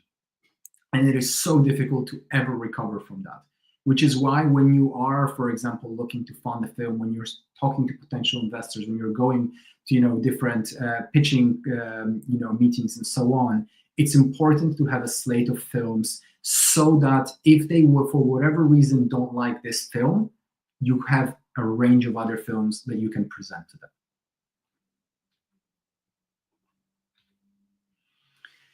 And of course, finally, before you pitch to investors, actually make sure that you have a viable film project. As Shane mentioned in the last talk, you're often going to go into a meeting where an investor is going to ask you, where are you shooting? Why are you shooting there? What kind of tax incentives are there? Who's going to be the main actor? How are you going to do distribution? What percentage of your distribution is going to be global? What percentage is going to be national? How much is that distribution going to cost? This, that, and you have to have all the answers. And that's part of having that viable film project, is really knowing your project and knowing your concrete plan inside and out. But that said, let's dive into some more specifics over here. So who are private investors? Again, we mentioned that they can be anyone, but why do they invest in films? So that is the key question that you need to ask yourself, because every single investor is going to have their own personal why. You need to find out, drill down and find out what that why is, so that you can navigate the conversation with the private investor in the right way. As I mentioned in the first talk, the start, it's always going to be that they are looking for a return on their investment, no matter what the other strategy, what the other reason is why they want to invest in the film. No one is going to say, I don't want my money back. No one, because in that scenario, there will be a donor. They're not going to be an investor. So they're always looking to get as much of their money back as possible. But on top of that, there are many different things that they might be trying to accomplish. So there are a lot of philanthropists who want to make cultural impact, right? So you might be making a film about veganism or global warming, or racism, or these types of socio-political and ecological type themes. And some filmmakers or some film investors are looking to invest in the film specifically because they want to have some sort of positive impact on the world. And in that case, they are really looking for filmmakers who are genuinely trying to make a difference and who care about the same kind of cultural, social impact that they are trying to make. Tax benefits. We mentioned that a lot of a lot of investors are looking for, to utilize their tax breaks. They have a lot of cash hanging around. That money is either going to be taken by the government or they can invest it into films. So a lot of investors are looking for different tax benefits. Also, portfolio diversification. Film is a very, very interesting investment because it's not tied to traditional markets, right? If you look at the majority of markets of investment, whether it's a global market, whether it's the price of crypto, the price of gold, the price of tech companies versus other different companies. Generally speaking, if the US economy starts to go down, everything starts to go down. And when the US economy goes up, everything tends to go up. If there is a global crash, there's a global crash, and your investments all go down. So they are usually quite correlated. On the other hand, film as an investment is not, because it's not correlated to traditional markets. It's an investment that you can make, which can pay off over the next couple of years, or even tens of years after that. So some investors do like it as an investment opportunity because it's so different from any investment that they have made before, for example, in the stock market. Some people want to be a more strategic or brand partner. So they will invest in the film, and at the same time, they will almost be an investor / product placement person. So in that sense, I've seen some deals that have happened where someone's invested in films, but they've said, on top of, for my investment, I'm looking to get a return on the investment. But within that package, let's also throw in the fact that I've got this new startup or this new brand. Can we get all the actors to wear this brand, and can we feature it throughout the film? So there will be some investors who are also looking for some sort of strategic or brand partnership type relationship with the film.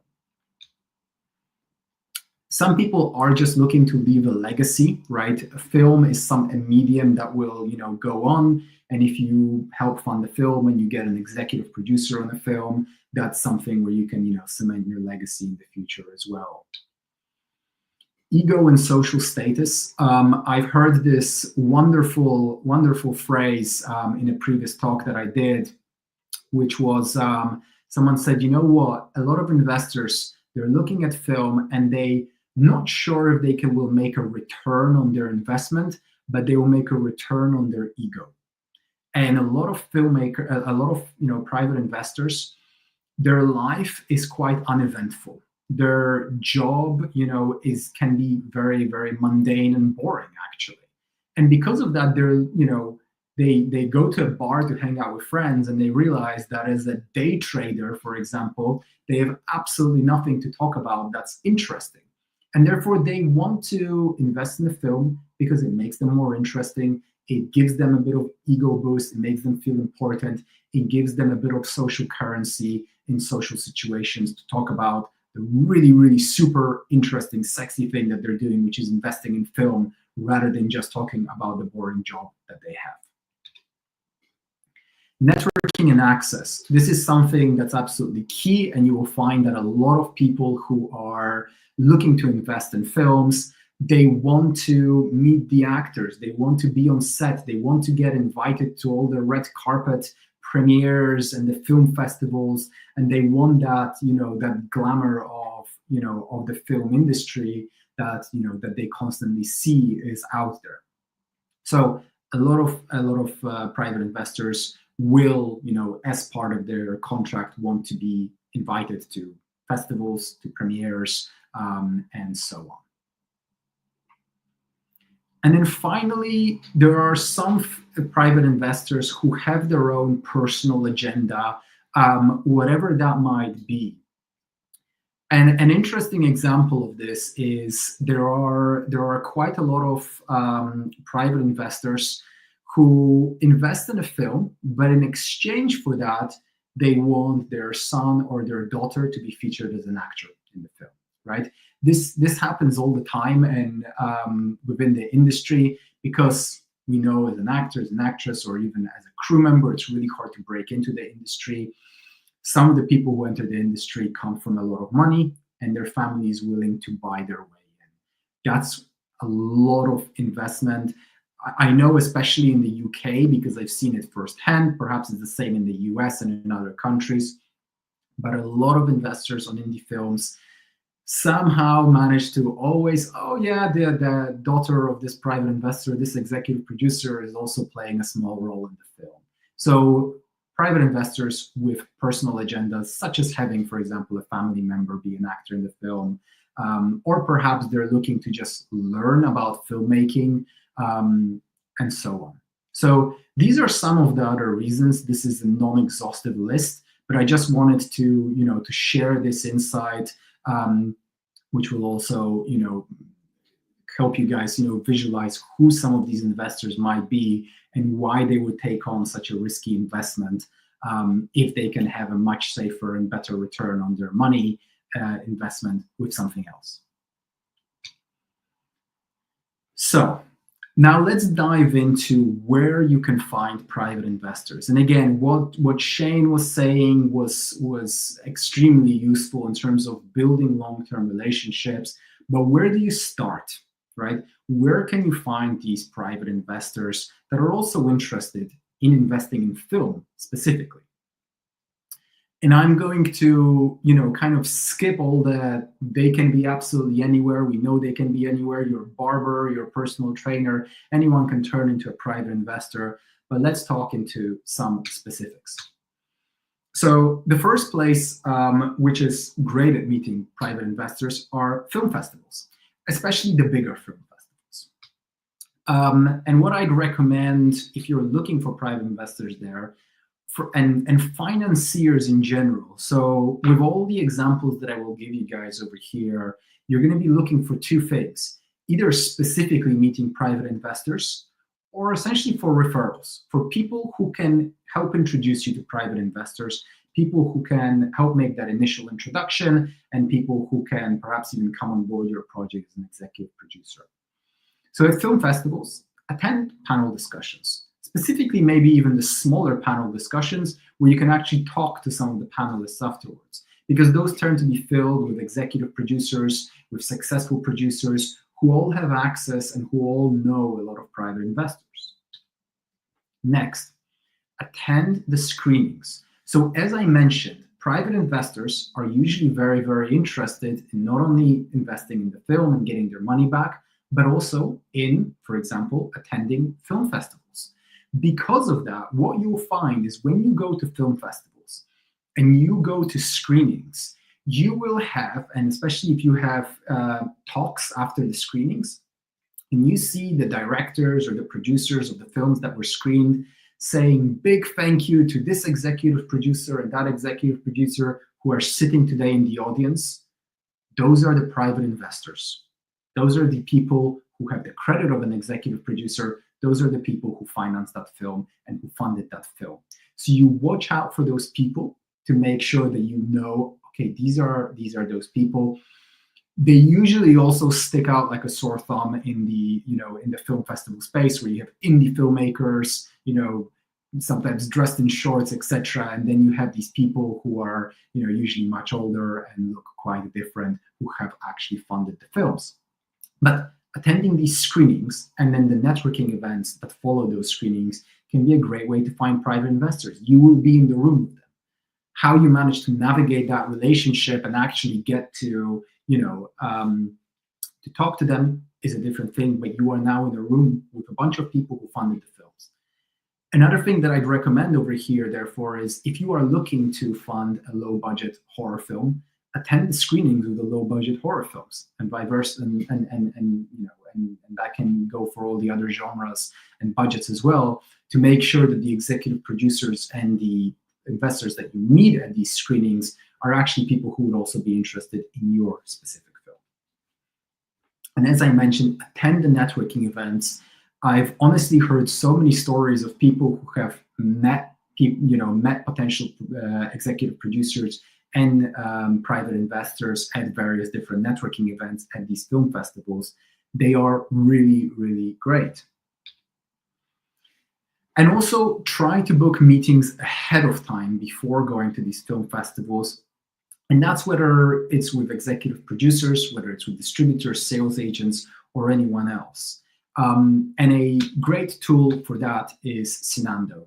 So if you've never been to a festival or a film market, Sinando is a platform that's used by a lot of distributors and sales agents, but it's a great tool to network and to meet with and schedule meetings with potential people that you want to meet at festivals.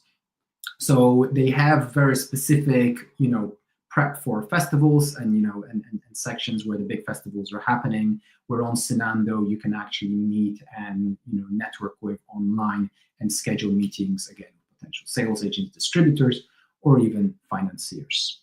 So Sinando is another great place where you can start to network with the types of people who might be able to introduce you to private investors. IMDb. So if you don't have IMDb Pro and you're trying to fund your film, that is one of the issues that that you might be experiencing. So definitely get IMDb Pro. Now, what that will do is it will give you access to a lot of people's contact information who are on IMDb. So to give you an example of the process of how you can find potential financiers and private investors through IMDb. First of all, and foremost, like with anything, you need to start off by creating a list of films that are as similar to yours as possible. Again, genre, budget, and also try to look for relatively recent films, perhaps in the last 5 years that have been released. Well, you then want to go and scroll down to the executive producer section. Under the executive producer section, you will usually have a bunch of names. Now, these are all the people that helped finance the film in some way. They might be people who either made introductions to film financiers, they might be people who helped in some other way, or it might be actual private investors, because most private investors will want an executive producer credit.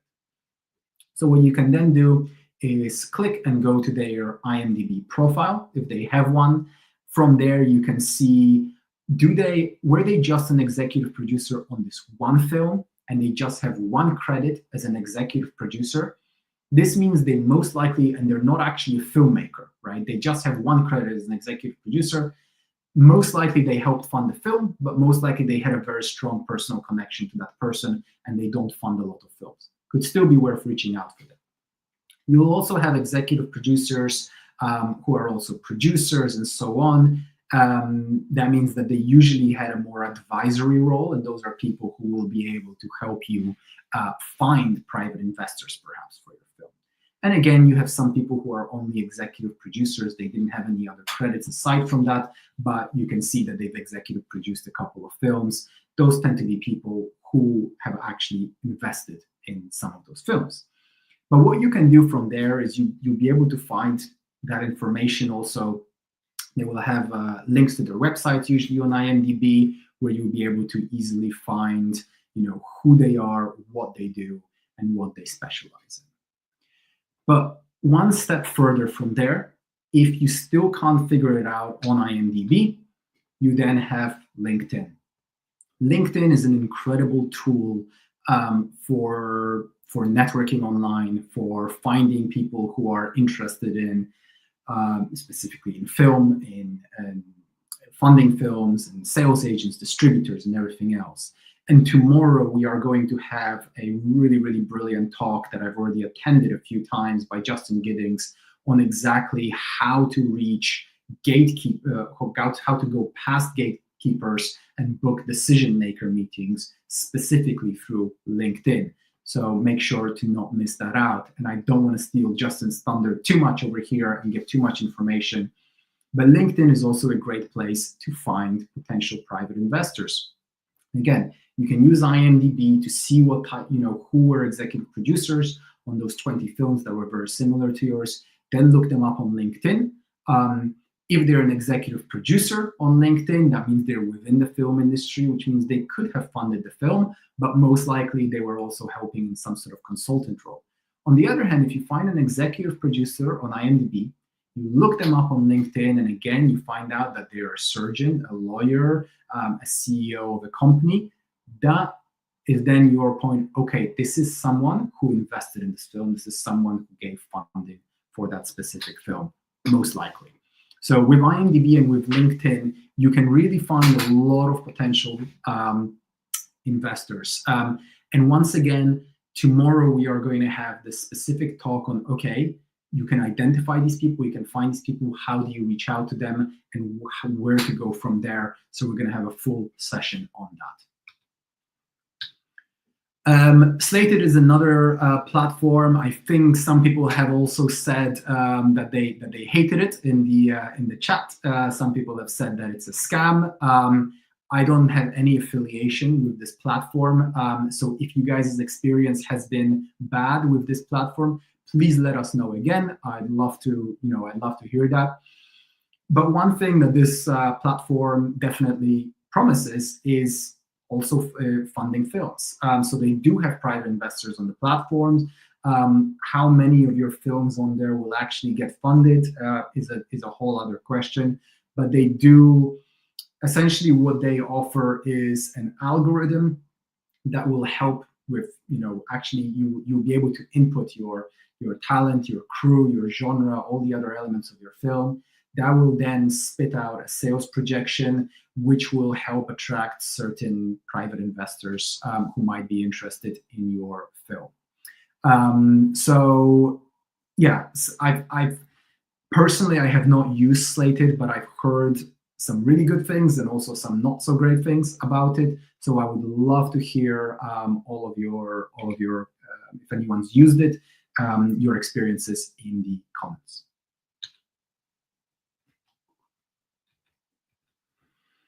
Crowdfunding platforms. Now, There's definitely still, there's a lot of people who are very skeptical about crowdfunding. There's a lot of people who absolutely hate crowdfunding. But there is an undeniable fact that crowdfunding can lead to getting more private investors. So I'll tell you guys a couple of stories over here. One is from a producer called Laurie Brewster, who he did his first crowdfunding campaign, I think about 8 years ago, for his production company. And they ended up raising about $50,000 for a horror film. Now that then got the attention of an actual production company, a Chinese-based production company, who then invested nearly $1 million into making that feature.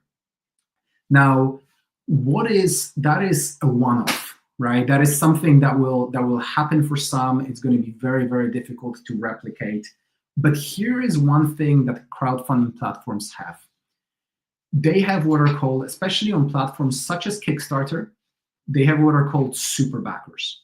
These are people that have funded many different projects. So I think the super backer with the highest number of projects that they backed was about 5,000 projects. So there are 5,000 different projects on Kickstarter that this person gave money to. And there are hundreds, thousands of these types of people who have disposable income, who have quite a bit of money that they can put towards these different projects, and who really love the idea of like real early stage startups, creative projects. Kickstarter has a lot of different creative projects, both within art, film, comics, and so on. So it attracts a lot of people who just love supporting projects, film projects or creative projects at very, very early stages. And some of those people have a lot of money.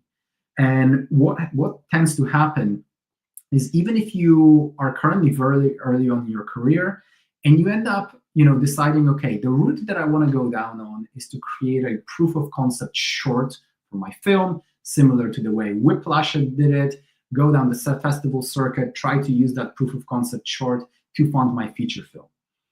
Try and crowdfund that film. Because what you will get, inevitably, if you crowdfund more than $5,000, you don't need to crowdfund $100,000.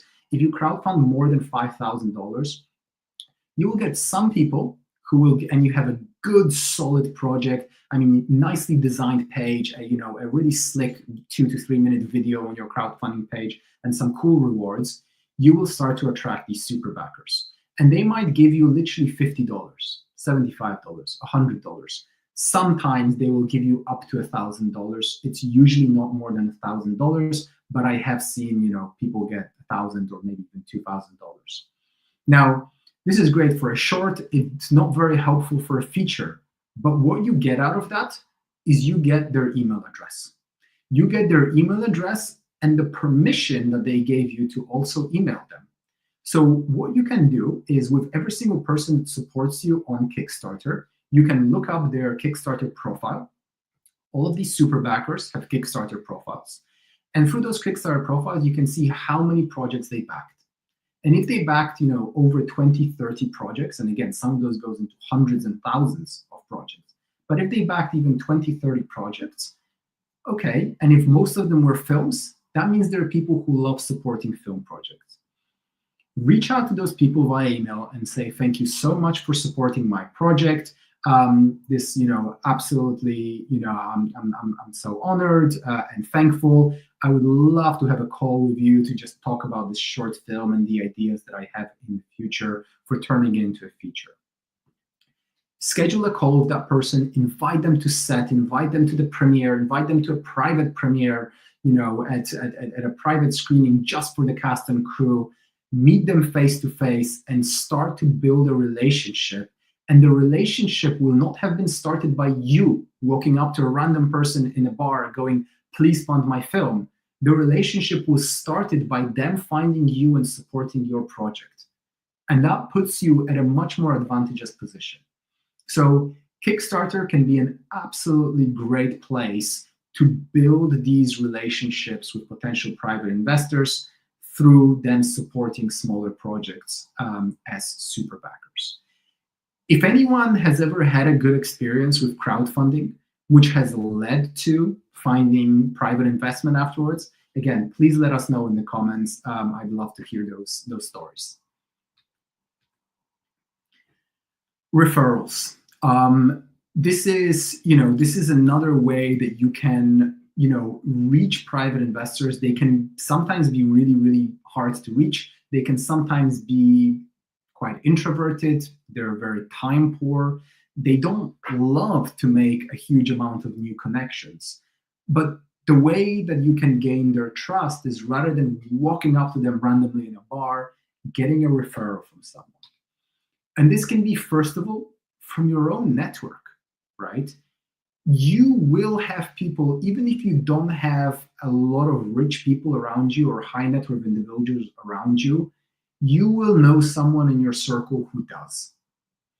Try to use your own network first to get referrals for people that you can, again, build relationships with in order to find private investment.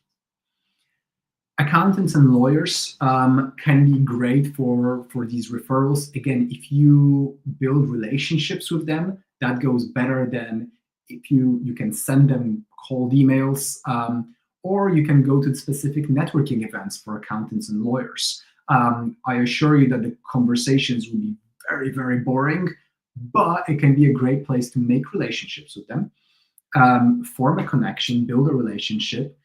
Because specifically accountants, what you'll find is there's going to be a point at some point in the year when their clients are going to need to pay taxes, and their accountant is going to say, listen, there is a big chunk of money that you need to spend, and you need to spend it very quickly with high net worth individuals, or else that money is going to be taxed. And then they have the choice of spending it on random things or investing it in something, which could be your film, right? So accountants and lawyers can make great referrals as well. And finally, other executive producers. So always build a network of executive producers that can come on board your project, can help you finance your projects. They will usually take a percentage of any money that they find for you. So whenever you go to film festivals, whenever you go to film markets, networking events, look out for executive producers, because bringing them on board and getting them to work for you and bring you those private investors can be an absolutely great thing as well.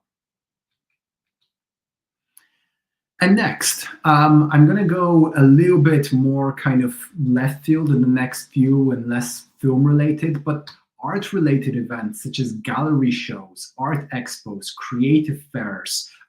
These are great places where you will meet people who are usually, high net worth individuals.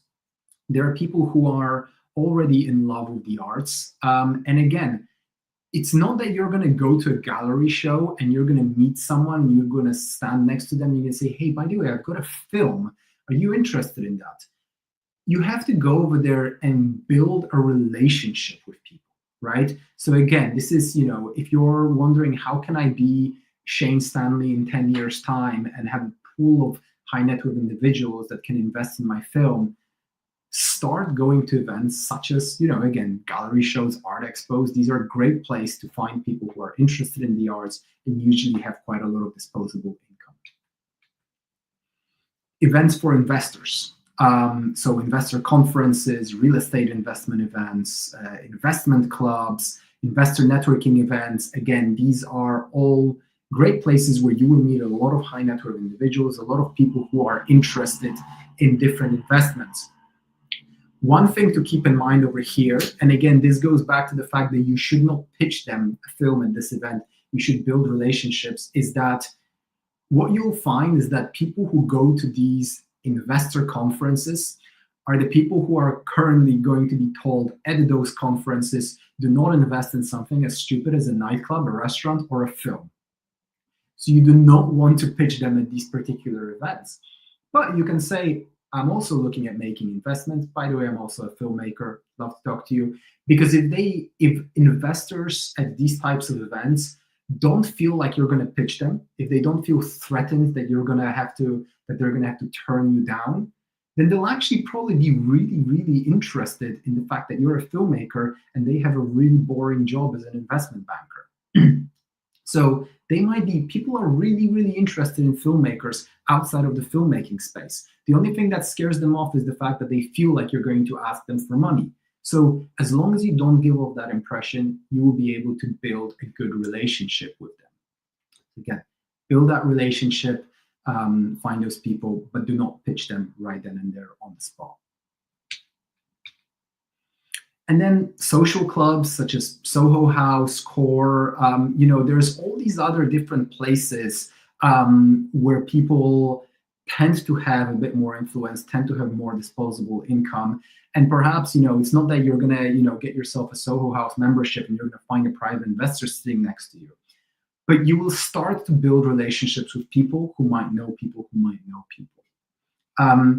And this is where I really think the key thing from all this is surround yourself by people with money.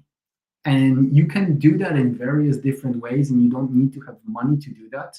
But there are certain places, and many of those I just spoke about, where you will find people with money.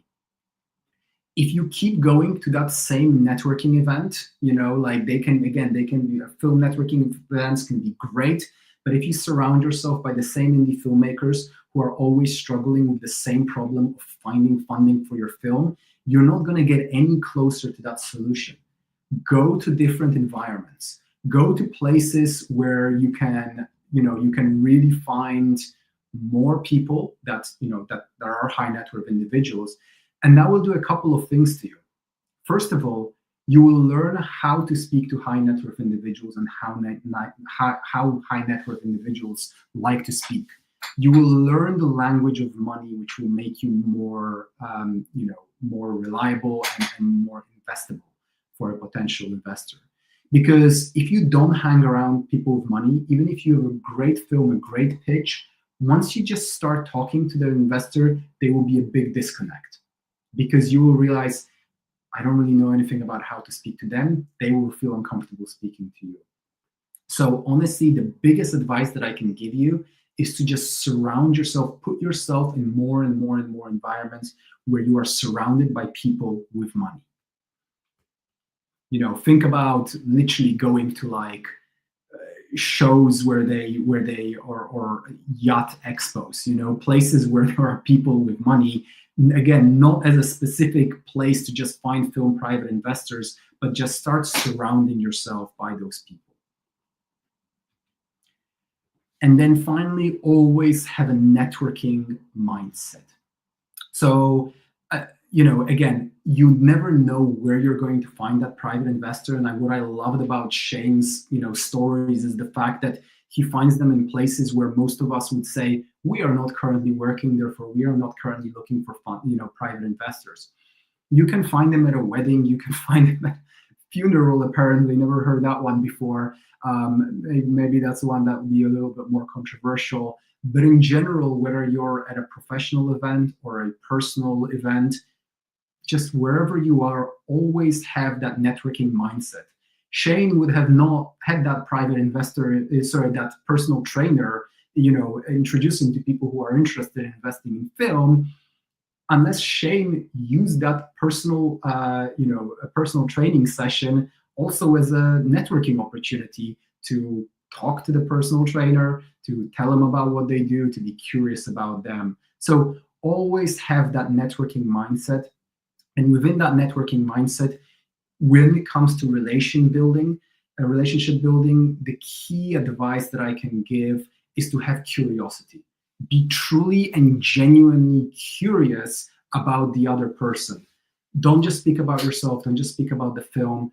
If you are curious about the other person, if you ask them a lot of questions, if you get to know them, that's what's going to build that connection. So always have that networking mindset.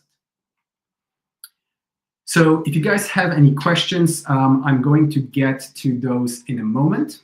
But in the meantime, first of all, I want to find out if today has been useful for you guys. If you found the sessions useful, if you found all the advice useful. And if it's okay, I also wanted to let you guys know that if you feel like you still have a lot of questions and want more details, so you feel like there's still a bit of vagueness, there's still a bit of mystery. Okay, what's really included specifically in a pitch deck? How does a conversation with a private investor really look like? I'd like to ask you if I can share something with you that I believe might help some of you. Over the last 7 years, we have interviewed, once again, over 100 financiers, investors, marketing specialists, and we have just finished putting together our most comprehensive course on independent film funding. This is over 15 hours of specific in-depth tutorials that are broken down into 14 modules, 42 in-depth videos, specifically on how to finance your film. This is the course that aims to fully demystify the process, to fill in all the gaps that you might have, to teach you all about soft funding, hard funding, pitch decks, how to make a film that's actually fundable, how to pick your module. You will learn everything from how to pick the right funding route for your film, how to put a professional pitch deck that investors want to see, and how to find and attract the right investors for your specific project.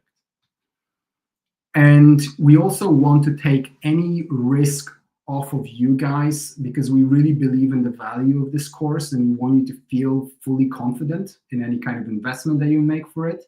So if at any time you feel like this course hasn't provided the insights and tools you expected, you can simply reach out to us and we'll offer you a full refund, no questions asked. Now, we will be officially launching this course on our website on Monday, and it's going to cost £299.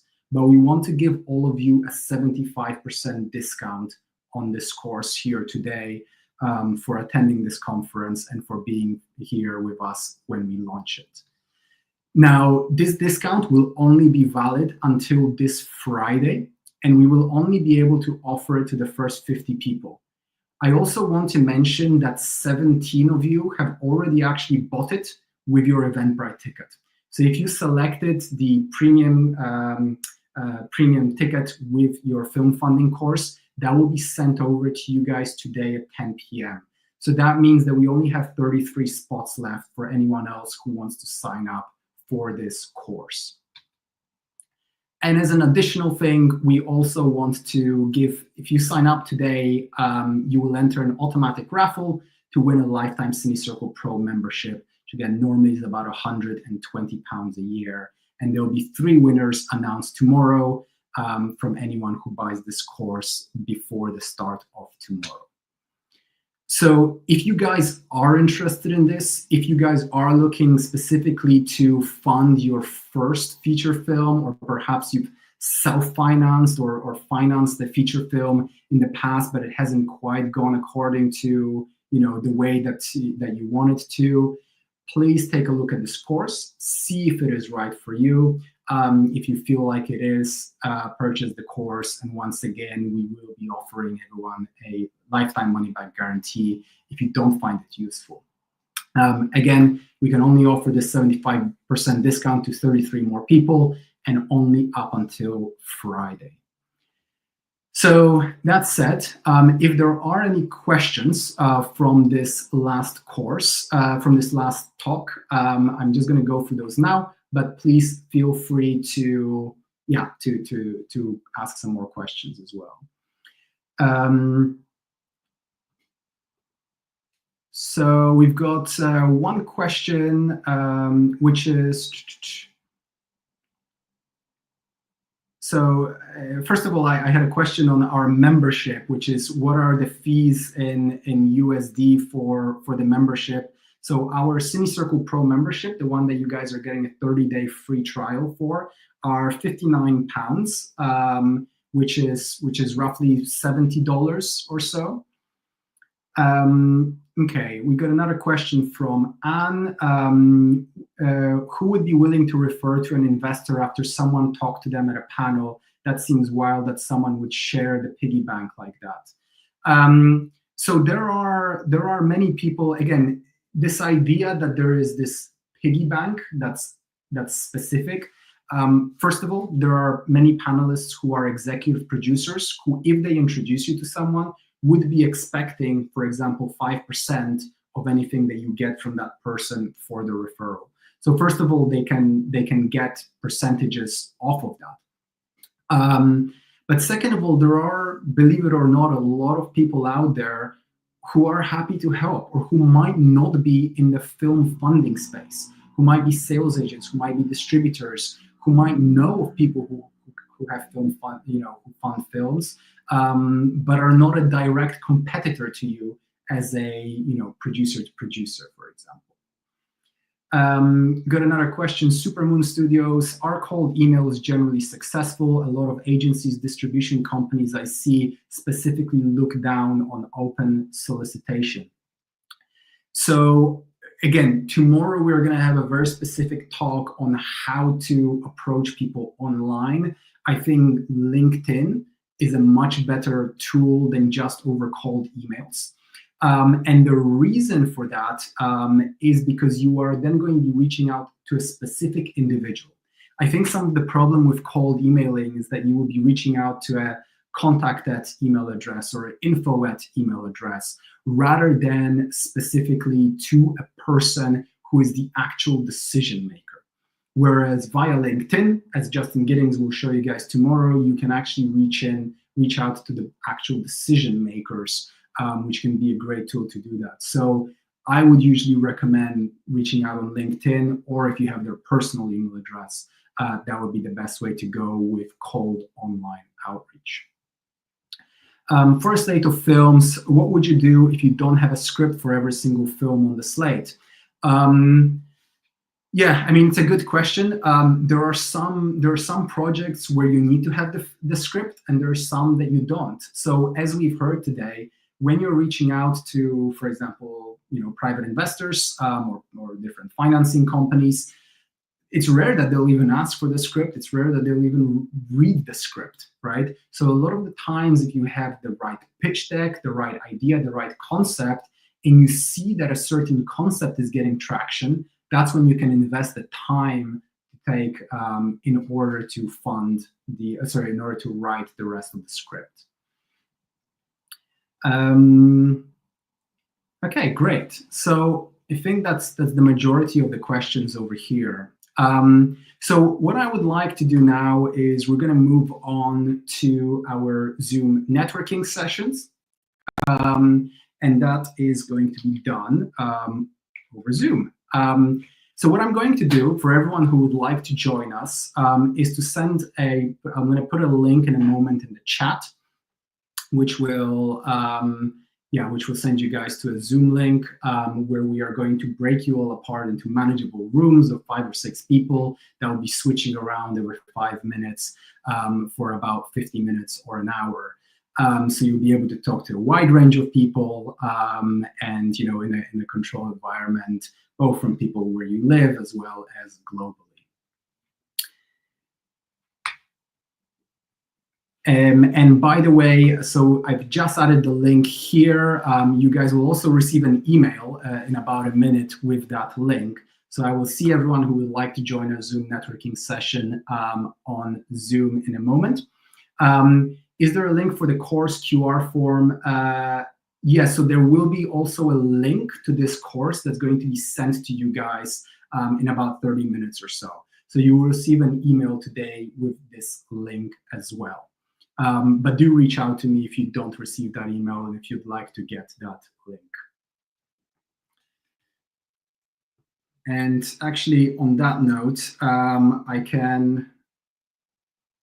what I can do is actually give you that link. So I'm just putting it. I'm just going to add the link for the course into the chat.